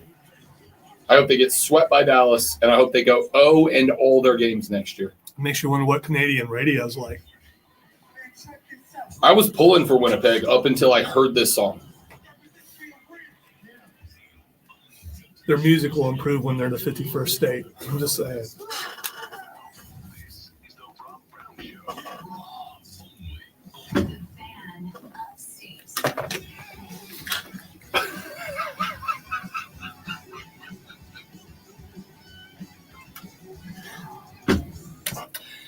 The Rob Brown Show final hour starts now. Texture said, Dewey, Texas Show said, not to toot my own horn, but I told Cole and Diesel on Wire to Wire a year ago that Pulmonary was going to suck. They told me I was on crack. Listen, there were really two groups of people when this hire got made. Group of people, including me, that went, guys, he couldn't do it at LSU. If he couldn't do it at LSU, I'm not optimistic that he can do it here. By the way, I'm no yes man here, in case you didn't know, but I do recall you saying that quite a bit. Yes. Yeah. If he could, how did you? You know what? You know what the frustrating part is? It's not that you made the hire. It is frustrating, but it's not just that the hire got made. What is frustrating is, and maybe it's just me. Maybe again, I'm an outside voice. Okay, married a Gamecock gal, but I'm an outside voice. I don't have a dog in the fight. What is frustrating to me is that it felt like, and I called it this at the time, this isn't like a new take. This is what I said when the hiring got made. It felt to me like another Muschamp hire. It felt to me like the lesson wasn't learned the first time. Like maybe if a dude comes from a place that respectfully has it better than you have it, and he couldn't do it there, in what world do I believe he can do it here? You know what I mean? Like, if there's a dude in radio that is unsuccessful in Albuquerque, New Mexico, I'm not putting him on the air in New York City. Capiche? Like, I'm not. It's different. It's what, actually, I should say it the other way around. No, I shouldn't. That makes sense. I don't know. I think radio's a little bit different as far as that goes because I've seen people get fired other places and come to another place and be extremely successful. Other professionals. It's not about moving place to place. It's about moving resources to resources, right? It's not about moving from city to city. That might be a bad example for that reason. I'll accept that. It's not about moving from place to place. It's about moving resources to resources. If you can't do it at a place that goes all the bleep in on doing a thing, they give you everything you need to survive to do that thing, then why would I believe that you're going to go somewhere where, and again, I'm not saying South Carolina doesn't go all in on their baseball program. What I'm saying is all in for the baseball program at South Carolina is less than all in for the baseball program in Baton Rouge. I don't say that as an insult. That's just reality. All right, and I completely disagree with you there because baseball in South Carolina has a history of being successful, has a history of winning the whole thing, and when you are used to winning, you expect that to happen. And not expectations, resources. There's a difference. Resources. I disagree. In this case, how many times have you been to Baton Rouge? Because I've been there about 100. In this case, you can talk about all the resources, but you put a bad coach somewhere, they're just a bad coach. He won a national championship at LSU. He's not a bad coach. How long ago was this? A handful of years, like a while, but not. I mean, in this century. Are you sure? Yeah. You don't seem certain. I just don't remember exactly. I just don't remember exactly what year it was. The last one was 2000. I don't remember what year it was. I'll have to go look it back up. But Pulmonary has had success there. Again, like there's not a lot of times that I'm going to look at. His last College World Series was 2009. So again, a while ago, but within this century. He won the SEC in 2017. Won the SEC tournament in 2017. 4 Big East titles. And 5 Big East tournament titles. So I'm trying to get through the snot here and try to grasp exactly what you're saying. So you're saying they're not winning because the facilities aren't good enough? No. When you say resources, are you talking about the quality of player? I'm talking about the quality of player. I'm talking about the amount of money. I'm talking about, let me rephrase that. Yes, to some degree, the facilities. I have been to Alex Box Stadium in Baton Rouge, Louisiana.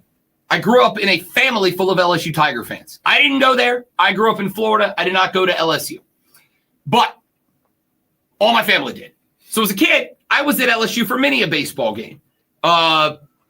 Alex Box Stadium is updated just about every year.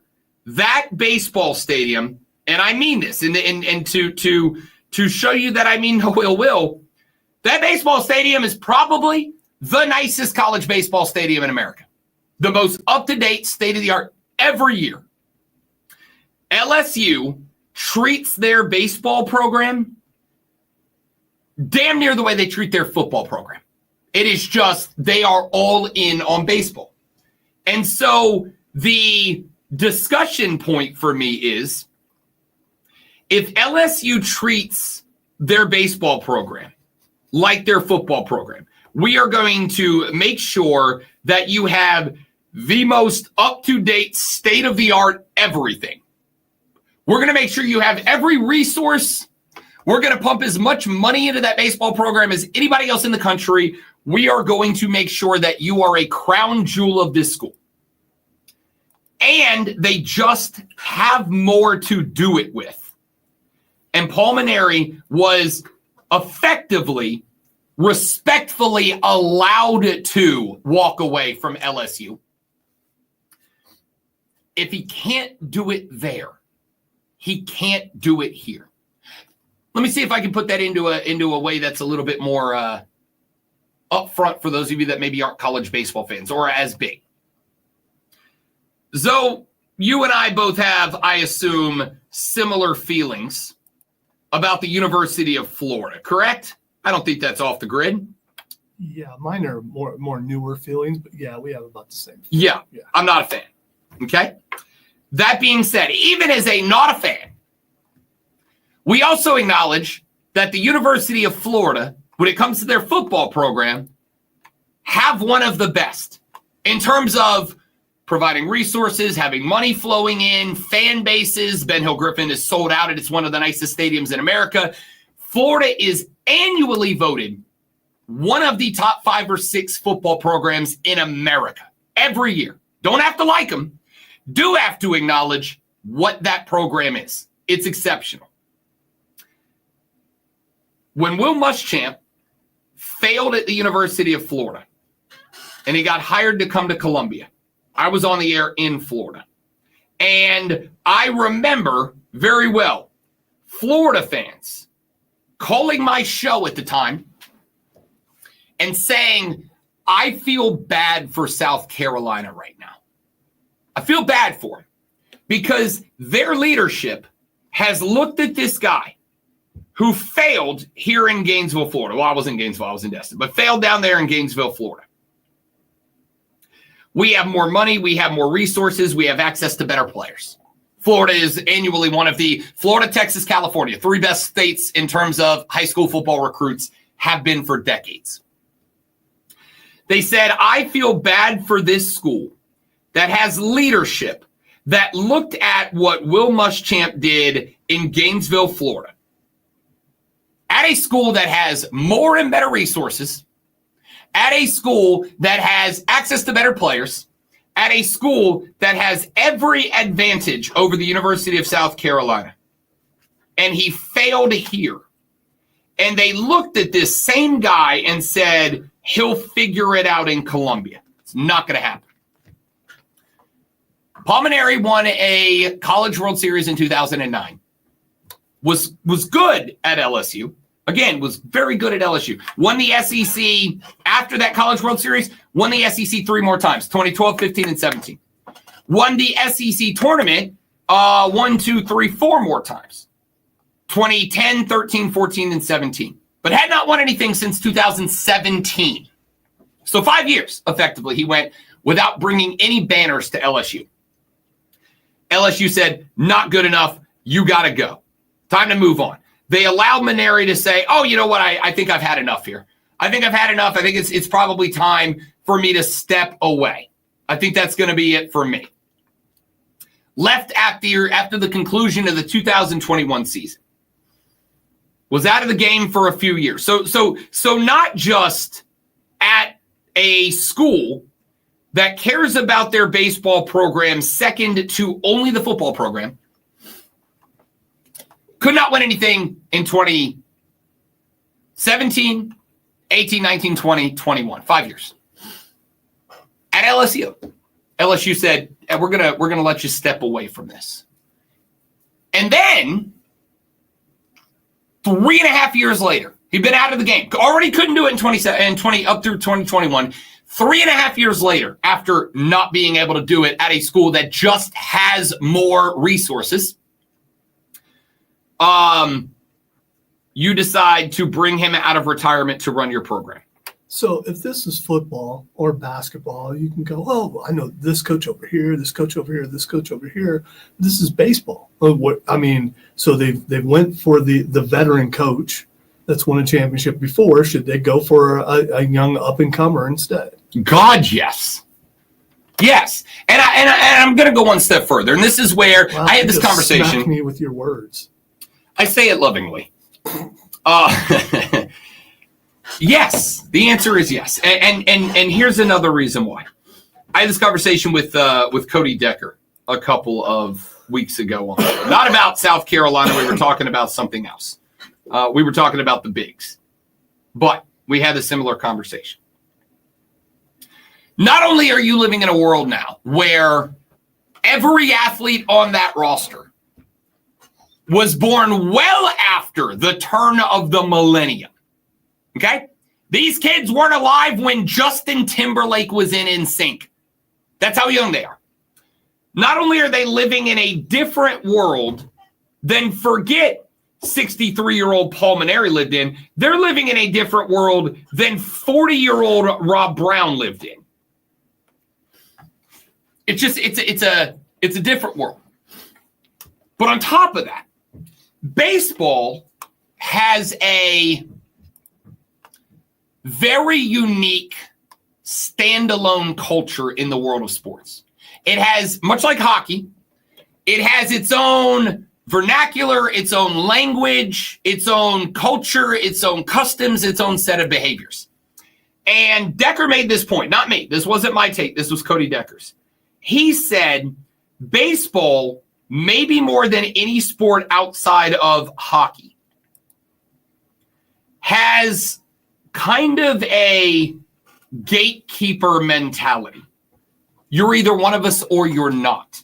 And if you're not one of us, to get into the club is not easy to do. It is not easy to be a not baseball person and to make your way into the baseball world. Because there's A, so much you have to learn, and B, you ever hung out with your friend and then you end up hanging out with like their other circle of friends that are from a different element of their life? Yeah, it's a weird crossover, right? It's very awkward, yes. I can give you an example in my life. I give you a perfect example in my life. You have on this hand the suave, cool sports guy, Rob Brown. I'm big into sports. 2 nights ago, I had 5 TVs going in one room, all on sports. And then there's this other Rob Brown that Lonzo knows. Some of you guys out there know, but a lot of you don't. There's this other Rob Brown that every 3 or 4 weekends will put on a cloak and play Dungeons and Dragons with his friends online and be a total dork, right? When my meathead sports friends interact with my dork-ass Dungeons and Dragons friends, they speak different languages. They come from different worlds. If I had to build a team to achieve any goal, to bring my meathead friends and my Dungeons and Dragons friends together and successfully communicate between those two worlds, would be very difficult for me to do because they just don't have any common foundation, right? There are very few crossover dudes like me that can sit here and talk about the intricacies of the Tampa 2 defense and then also turn around and go, I would like to cast a mage hand. You know what I mean? Like it's different worlds. It's just different worlds. Some of us can live in both worlds. Zoe and I live in both worlds. But most people are in one world or the other. And the crossover's not there. That's kind of how I feel right now. It feels to me like I've got Pulmonary who lives in the old baseball world, and then a bunch of 17-year-old kids who were born in the year 2008 that they just live in different worlds. It's a different crossover world. And to get that on the same page, there may be a couple of guys that like maybe young cats on the team that grew up and their dad's an old hat baseball fan, and so they grew up around the old way of baseball. But it's just like it's this unique culture amongst the cheering that I don't think a guy like Pulmonary gets. I think Nick Saban left football because of that. Blame it on NIL, blame it on the portal, whatever. That is part of this new world that these college kids are coming into. And I think Nick Saban said, whether I can or can't, I don't effing want to. I don't want to do it. It's a lot. It's a lot of work. You got to learn a whole new language. And I don't want to do that. And I understand that. So the point being here, to answer your question, the answer is yes. I want a 32-year-old head coach who's got some experience. Maybe he came up through the Sun Belt, Fun Belt. Maybe he come out through the Mountain West. Maybe he was in the Horizon League. But he's got some experience. But also, he was born in the 90s. Right? Like he was born in the late 90s. He's a little more in tune with the youngsters, with the children. He can talk to these kids and be like, hey, No cap. I need you to leg out the run to first. You know what I mean? Like, I need that guy that can communicate that way. Are you sure they still say that? Absolutely not. That's why I'm not putting in for the head coaching job. Okay. Okay? Because I'm going to keep it a buck with you. I don't know that I could step into a locker room full of 17-year-olds and successfully communicate. Now, maybe if I could, because I ain't old. I ain't young, but I ain't old. Maybe if I've been in baseball this whole time, it's like, okay, like, for instance, I've been around the kids enough to know that whether it's still cool or not, I know what the expression no cap means, right? Like, I can utilize it correctly, even if it's dated. At least I know it. At least I know where they're coming from. I know what the TikTok trends are right now. When I walk into my locker room and I see a kid in front of his locker doing dances, I'll be like, oh, you're trying to trend. I get it.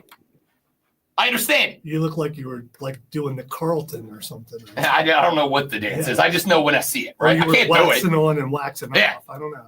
Yeah, if you're making wax on, wax off references, you're probably not winning over the 17-year-olds in the locker room, is what I'm saying.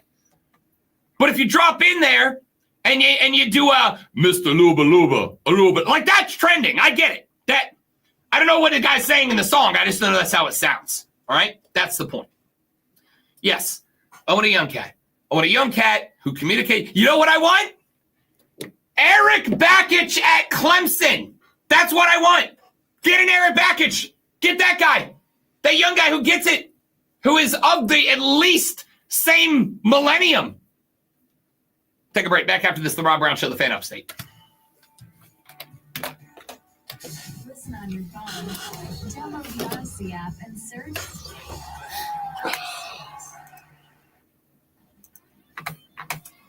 Yes, I do take siestas, Sean Brown, and it is scientifically proven that naps are good for your health. I guess it depends on when, though. If you're napping during the show, probably not a good idea.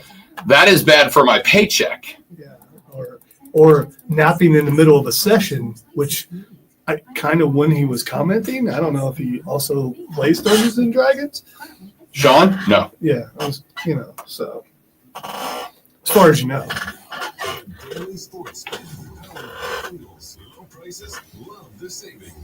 So what do you think, repo, or is that a smart car? Tell me that's a smart car, please. Oh, I saw the tow truck. I wanted to check out what was happening. No, that is not a smart car. Just from this angle, it looks like a smart car. Hope it's not a repo. Hopefully it's someone needs repairs. That looks like a car that's usually there. Maybe that's why it's being towed. I don't know. Because you got it out of that first spot. Yeah. Oh, it was parked over there? Oh, I guess Yeah. it would have had to be for more. Yeah. Some old lady got really mad she couldn't get by to get the chicken Dude, what are you doing to that car? Oh, God. What? He's like trying to center it, and the car's like sliding across the truck bed. Like he didn't line it up the first time, so we just dragged it sideways.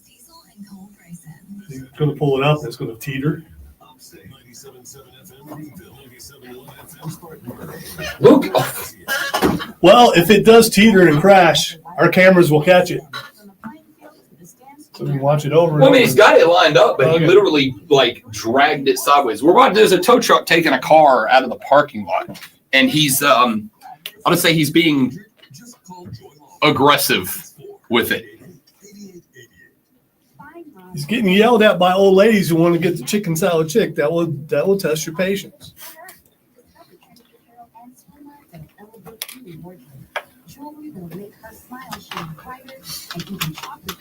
Good thing this didn't happen around lunchtime. You might get beat up.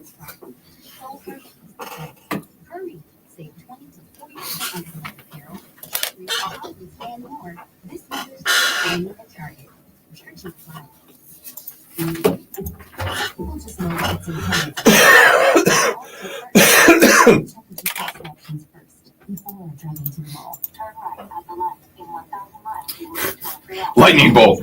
Lightning bolt's not a spell.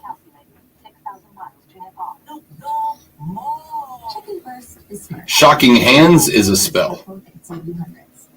So there, James. Take Yeah. that, you.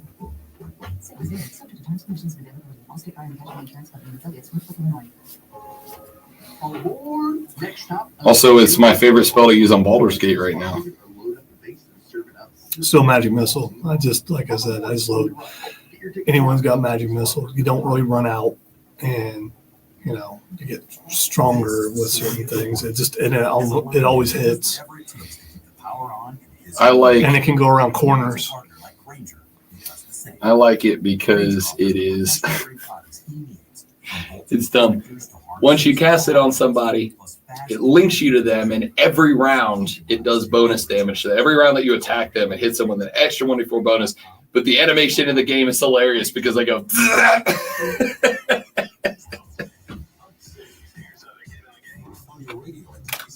That's what most people do when they're electrocuted, Listen on your phone, download the Odyssey app and search the Fan Upstate. There's a whole lot more to know about sound if you really want to go into the subject.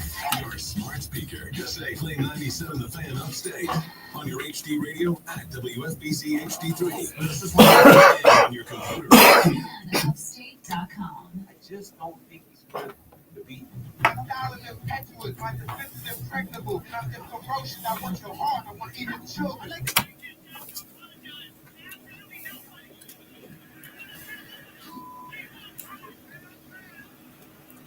Welcome into the Fight Club, low key. And I gotta say, the guys who I'm scared of the most who want to fight me are the guys who talk in this tone. I mean, you got your rage dude coming at you. He's going to be aggressive but stupid. You calm, low key guy, you're in for a battle of wits, not just fists. So, look out for the low key guy. That guy you might want to talk to and walk away. The rage guy, you got that guy, a knee, fireman's carry, whatever. He's coming in with an overhand that's just way too out of control. Low key guy, leave that guy alone. There's been a thing. It's been a trend. It's been it's all over the place. It's 100 men versus a gorilla, and it will not die. And I just happened to see something right before the last break. Jon Jones has weighed in. Jon Jones, undefeated UFC fighter, has weighed in. And I quote, 100 men definitely beats up a gorilla. Let me lead the pack. I'd like to be part of the first wave if we did that. Okay, so the joke here is Jon Jones with a particular substance in hand. Sure, he might take the gorilla by himself. All right. However, I will say this because I need you to know I flipped my opinion on this like 4 times in the last 2 days. On Wednesday, because it's amazing how many people are still talking. It's the best. Yeah. And I figured out why, by the way, and I'll tell you why here in a second. And then I want to get to the pro wrestling. Because I am, even when it's just a goofy, fun internet conversation, I can't turn my brain off. I went and I found multiple primatologists who weighed in on this. Oh, wow. Okay. Is it really a primatologist? Yes. Primatologist is a person who studies monkeys and apes. I'll take your word for it. Primates, primatologists. No, I get it. So I went and found 2 primatologists, one of whom has a television show on, I think, History Channel, and one of whom is the head primatologist at Zoo Miami. And both of them said the same thing, which is gorillas are built for burst of strength, not stamina. So with 100 men, you would just keep going, because we are evolved for stamina. We evolved on the African plains knowing, okay, we can't beat up an elephant, but you know what we can do? We can chase it until it's too tired to fight back, then we kill it, right? So since we evolved for stamina hunting, not fighting, we would just chase the animal around. So their point was, you can overwhelm the gorilla, but just be prepared because like the first 20 dudes are getting their arms ripped off, right? Sure. First 20 dudes are dead, but eventually the gorilla would get tired and you could overwhelm him with numbers. So I've come around to that being the reality. Now, why is this conversation still going on the internet? I figured out why. Because, though, we live in a world right now on social media where we fight about everything. And a lot of people feel like a lot of these debates are genuinely life-impacting to people. Like life, and in some cases, life and death. And so if you feel like something is about the quality, integrity of the life of a person, you are going to be passionate to the point of rage to defend this. This is something that everybody's picked a side on, and at the end of the day, it's irrelevant. It's not real. It's not going to happen. So we can have an argument, and we can fight and get that off our chest, but once the argument is over, you don't look at them and go, oh, you think the 100 men will win? You're a bad person. But with a lot of the stuff we fight about on the internet, you finish an argument with somebody and you're like, that's a bad person. I don't want to be around that person. I don't want to interact with that person. I don't want to talk to that person. This is just something dumb that we go, I think the gorilla would win. I think the men will win. All right, cool. Good talk. That was fun. We engaged. We fought. We debated. Now let's go get a beer. And I think that's why these conversations last as long as they do, because it's the one place we can fight on the internet without ending the conversation with, you're a fascist. Oh, well, you're a dumb liberal. Blah, blah, blah. Like, we can just go, I'm Team Gorilla. I'm Team 100 Guys. Cool, you're dumb. Let's go have a beer. Well, in the end, I just want to point out I've been consistently Team 100 Guys, and it's more about the sheer number. I mean, you take it down to 75, I'm going to start changing my mind. You take it down to 20, no way. But 100, it's just sheer numbers. Yeah. And here's the other thing is, and I was watching, names are really a problem for me today because of medication and sickness. The guy who died with a stingray through his heart. Steve Irwin's son. His son, who said, please don't fight gorillas. Yeah, and he also said that gorillas are basically low-key. They keep to themselves and things like that. I also believe that a gorilla will be smart enough to go, that's 100 guys, I'm out. I mean, unless he had to fight his way out, I don't think he stays and fights the entire 100. I think he's trying to find his way out of there, and he runs. Both of the climatologists said the same thing, which is as long as you don't attack a gorilla, like if you come across a gorilla in the wild, 95% chance it's just leaving you alone. It's going to be like, that thing's not a threat. I'm moving on. Please don't fight gorillas.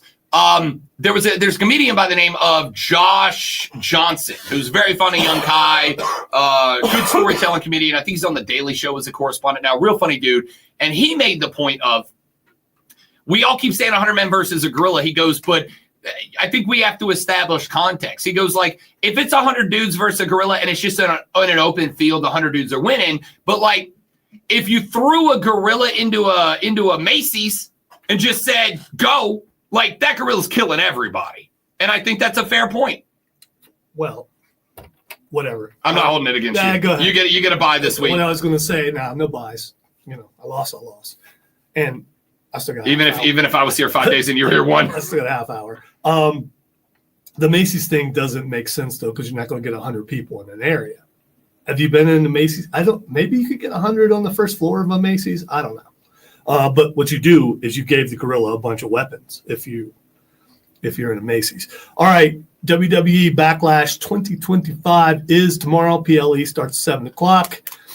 Let us start with the first match, which is not a title match, but someone's going to be hurting.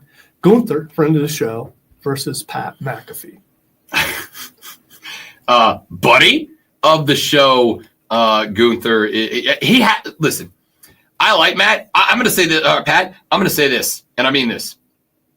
Pat McAfee's promos the last 2 weeks have been better than any other wrestler has done on a mic in months. I'm including Seth Rollins, who I love. He is cutting better promos than anybody. That being said, if Gunther loses this match, he is neutered as a character. He is done as a character. Even with the Rob Brown Show bump of Buddy of the show, he cannot lose this match. This is a no contest match. I mean, there's not going to be a winner. The only way Gunther loses is if suddenly the rules are changed and it's a no DQ and other people can jump in. This is just going to be probably a beat down on Pat McAfee till someone comes to save him, and that's where the real thing's going to be. And the rumor is that it's going to be Goldberg. And I know you don't like that, but that's what I've been reading, that Goldberg wants his retirement match. They've talked about it, and who he wants to go against is Gunther. Oh, no, thank you. Okay. All right. Let's move on. WWE International Champion, Intercontinental Championship match. Dominic Mysterio, present champion, versus Penta. I want to say, first and foremost, it was a good run, Dom. It was. No. Dom's retaining. No, Dom's retaining. I hope he does. Dom's retaining. I also think a certain faction might be turning tweener. I don't know about that. I think there's a lot. AJ Styles showing up to talk to Finn the other day was very interesting. Showed up to talk to the Prince. Okay, fair enough. Showing up to talk to that guy, whichever entity of that guy we're going to get. Prince is that. Yeah. I don't know is the answer. What I do know right now is, regardless of storyline, Dominic Mysterio is dominating the world right now. This dude is all over social media. He's showing up on podcasts. He's showing up on TV shows. This guy's on a rocket ship right now. You cannot take the belt off of him. I love Penta. I think there is going to be some sort of it has to be. He can't beat him straight up because it hurts Penta and all the build up bringing him in and it was worth it because Penta is that good. Here's the thing though, and this is why I also think Mysterio retains. Even if you start turning Judgment Day, you cannot make Dom anything close to a face right now. He just has to be the chicken tender bleep heel that he has been this whole run. No, you do what you've been doing. You turn him into Eddie Guerrero. I mean, correct. Who was a natural heel who could do face things. And everyone loved him. I agree. He's not a true. I hate that guy.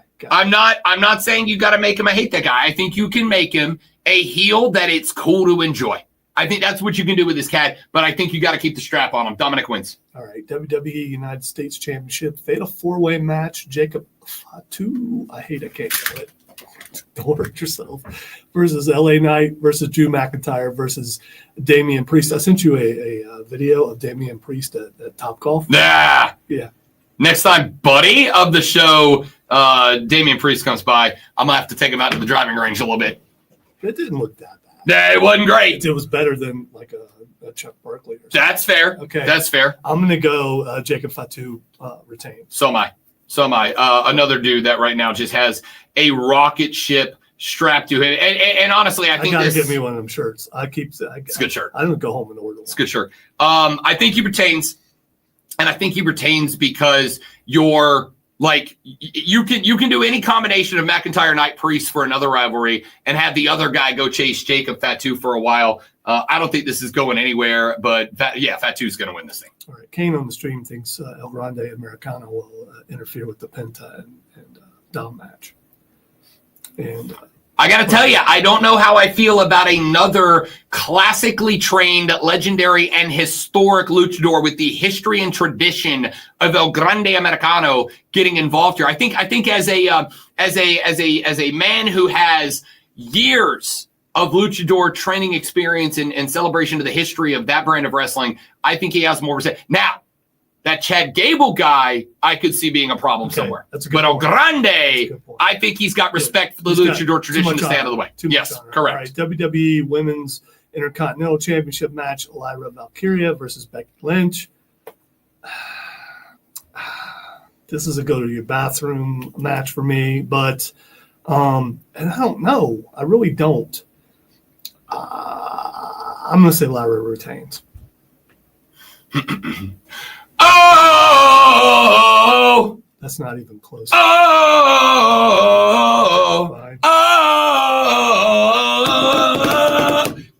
Becky Lynch is taking her belt here. I hope Bayley. The man.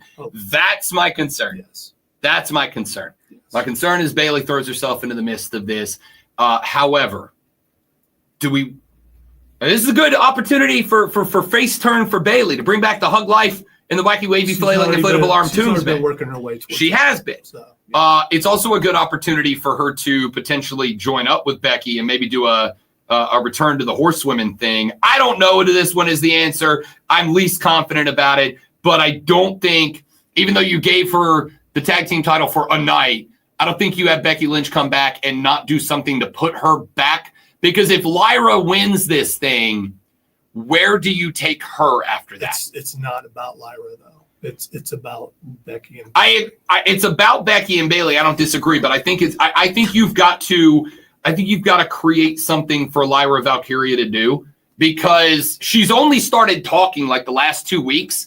And frankly, I of all the women that have come up from NXT recently, like I think people were excited to see her up top. And to be honest with you, like she's technically sound, but she's kind of boring, to be honest. I've always thought she was boring. All right, and finally, also undisputed WWE Championship match, John Cena versus Randy Orton. I mean, I know what I want to happen.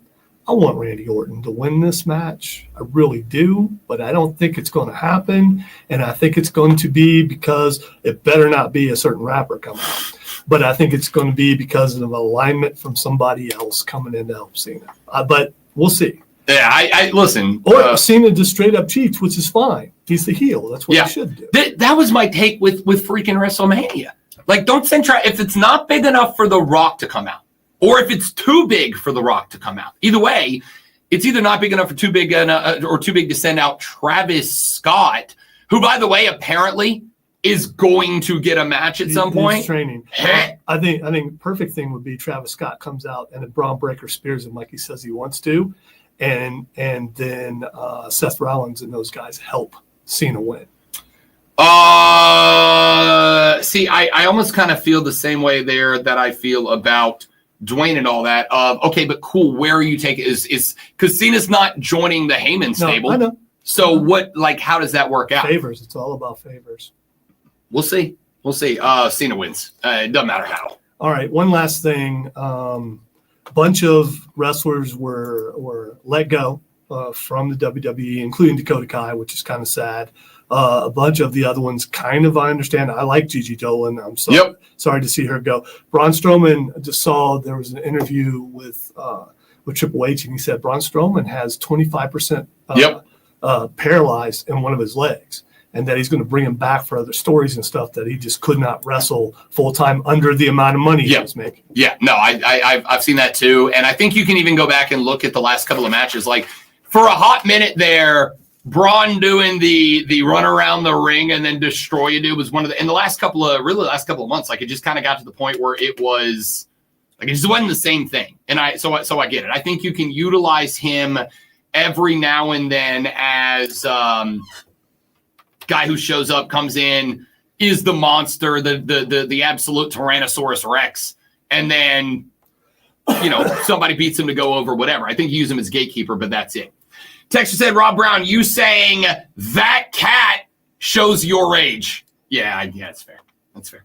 Texter said, sources tell Pablo Torre that Bill Belichick's girlfriend, Jordan Hudson, is now banned from UNC's football facility. One Belichick family source adds, there is a deep worry for how detrimental Jordan can be, not just for North Carolina, but Bill's legacy and reputation. That's from Jeff. By the way, I saw that, but I only saw one source. It's one of those things where, need multiple sources before I believe that.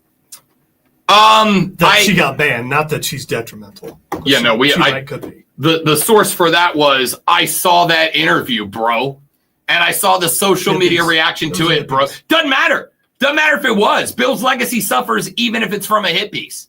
I also don't think it was. His legacy as a cheater. As a 7-time Super Bowl champion. That's a legacy. With an asterisk. A what? An asterisk. I got it the second time.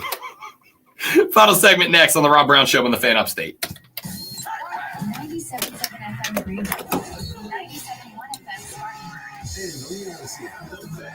Upstate. I'm Chuck Sanders here for Sports Flash presented. Medicine's making me a little muddy. I never can pronounce that word. Medicine's making me a little. It's not an easy one. 7 teams are all in the mix with 17-9 North Carolina. Because now we don't need that on the Thunderbolts movie. Since now they've decided to rip that off. And have you seen the thing where Bucky's going around and replacing the posters? I'm actually good with it. I think that was a really creative marketing strategy. I wish they would have waited another week. You know what I mean? Like, I guess that was going to be the reality anyway. Well, most people, for a movie like this, a lot of people go see it in the first week. No, for sure. And if not, you get spoiled. But you did it Monday after a Thursday opener, or Sunday night after Thursday. No, I think it was a little bit more middle of the week, but I could be wrong. My whole thing. No, it was either Monday or Tuesday. It may have been Tuesday. Either way, I think you should have waited a couple more days. Also, though, I guess it's 2025. You can't go more than 10 hours without spoilers. Right. The state's premier hobby shop has been bringing the best in comics, manga, and gaming to the region for 3 decades. Come see us at our amazing location at 410 South Pleasantburg. Live the Borderlands experience for yourself. We've gone to a whole new level. Find us on Facebook and Instagram. Proud sponsors of the Upstate Pulse. Borderlands comics and games. Read, build, play. I hope they find out something to do with the Wild Six, though, because I really loved how that looked at first. That always comes in clutch Or every day all from the time. lunch to late night. Only at Twin Peaks, the #1 sports bar. I've always been a Joe Gacy fan, so I want to see him and Dexter Loomis out there again. It's a good thing I'm fading now with 15 minutes left in the show. Granger offers a broad range of quality products for next day delivery, so you can always play it safe. Call 1-800-GRANGER, then Granger.com, or just stop on Granger for the ones who get it done. All right, I got to take us down for 30 seconds, guys. Don't go anywhere.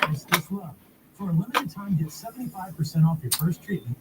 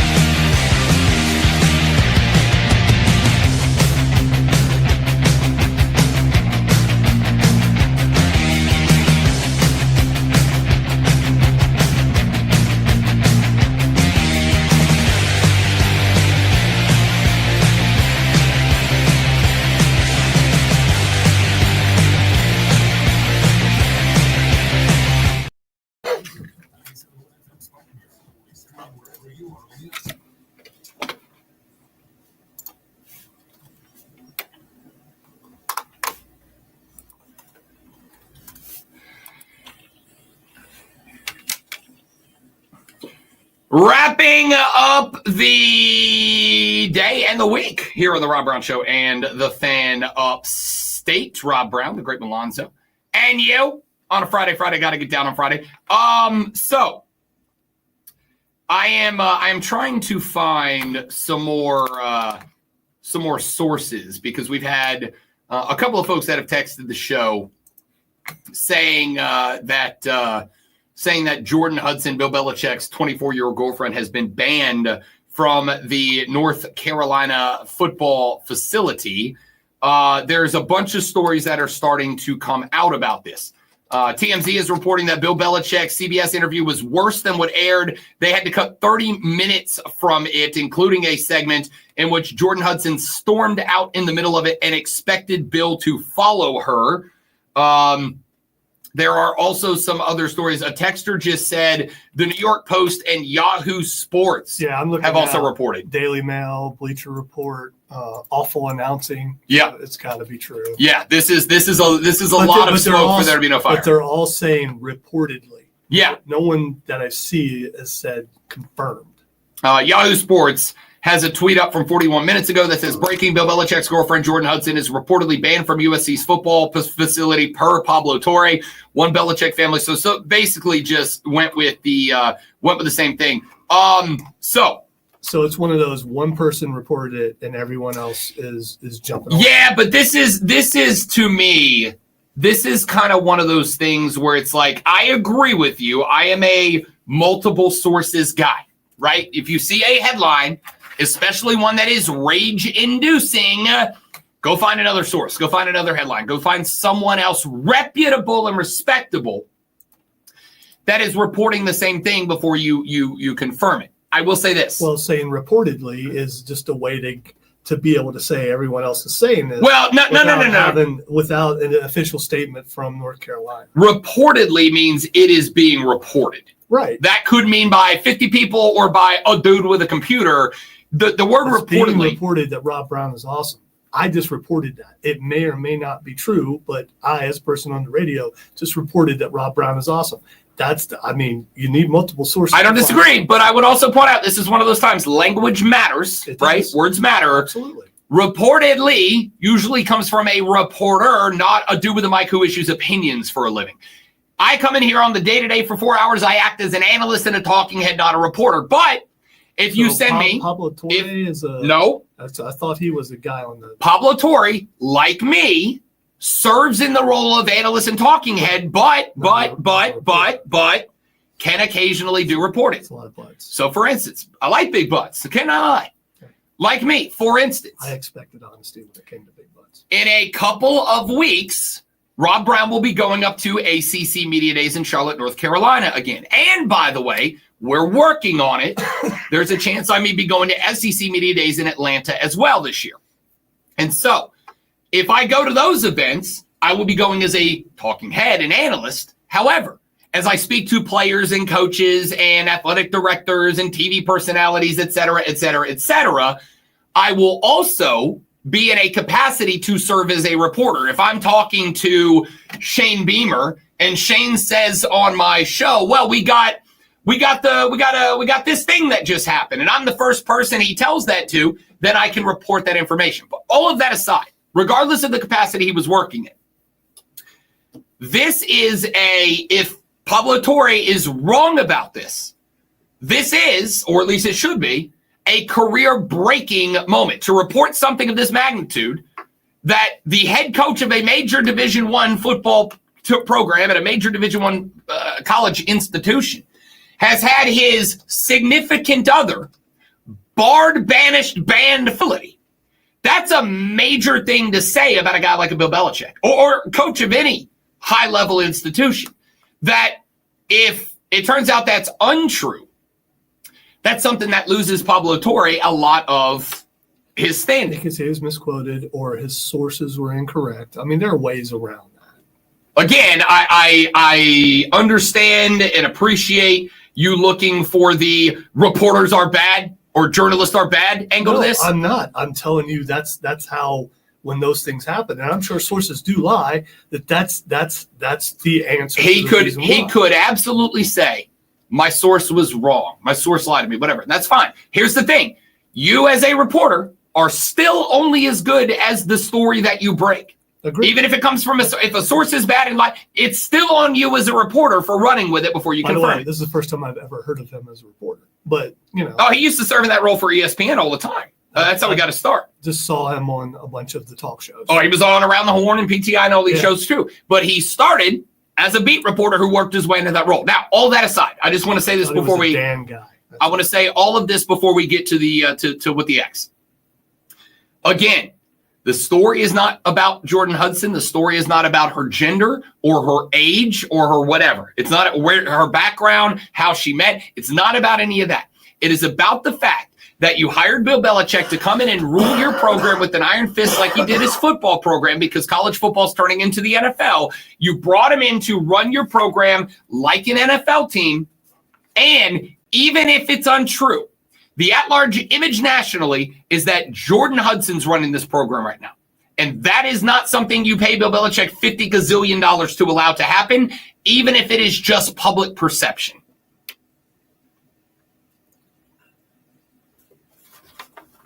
Not my perception, by the way. All right, the first thing it's Xing is the Pope. So there is a new Pope, and the new Pope is from Chicago, Illinois. What I can't wait for is for the Pope to get up there and be like, hey, in the name of the Father and the Son and Mike Ditka, now let's all say, da prayers, da prayers, da prayers, da prayers, da prayers. There's already stuff up like that.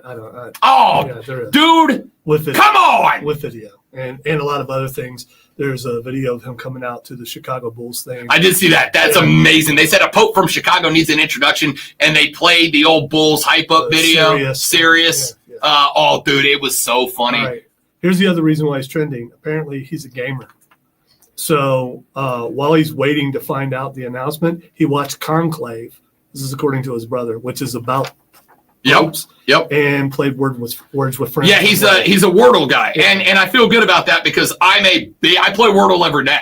I play Wordle every day. My wife and I both play. The New York Times has like 4 word games up: Connection, Strands, Wordle, and I forget the other one. But every day we both play, and we say, "Oh, well, there's a mini crossword puzzle. It's only like 10 clues." Every day we compete with each other to see who can beat each other in the word games. Big Wordle guy over here, and apparently so's the Pope. All right, the next thing that is Xing is Tony Khan.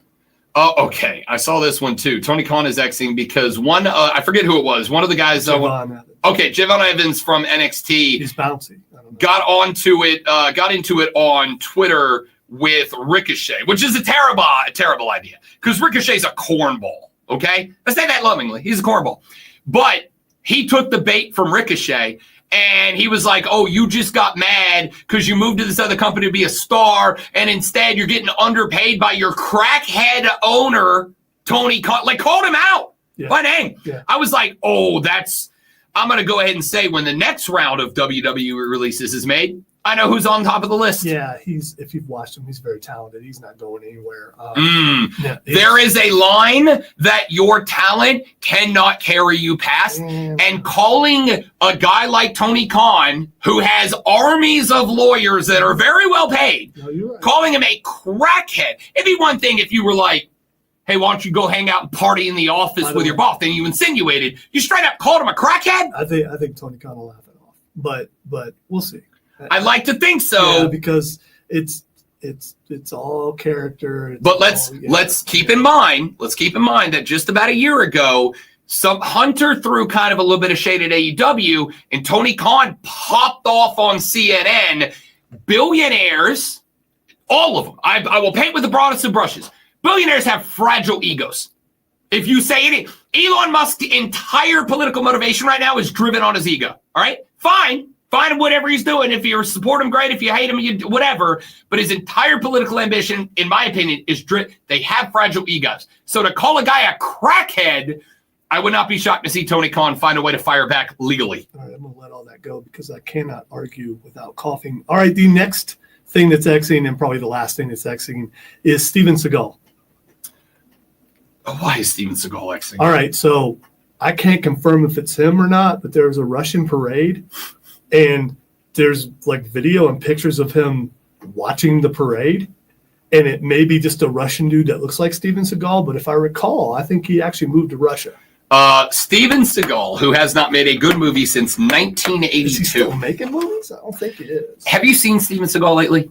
Now, I'm going to say this, and I'm going to say this because I'm allowed to, because I'm one of them. Steven Seagal's fat. Yeah, I saw a bunch of fat guys back in the day could still do martial arts. And my favorite thing, if you haven't seen the videos, is Steven Seagal does these martial arts demos now, and he gets guys to line up, Zoe, and they'll come at him like real slow, and then he'll stand there and he'll do like this, and he'll like touch the side of their head, and they will go flying across the room like they are in a hurricane. He'll be like, and they would shoot.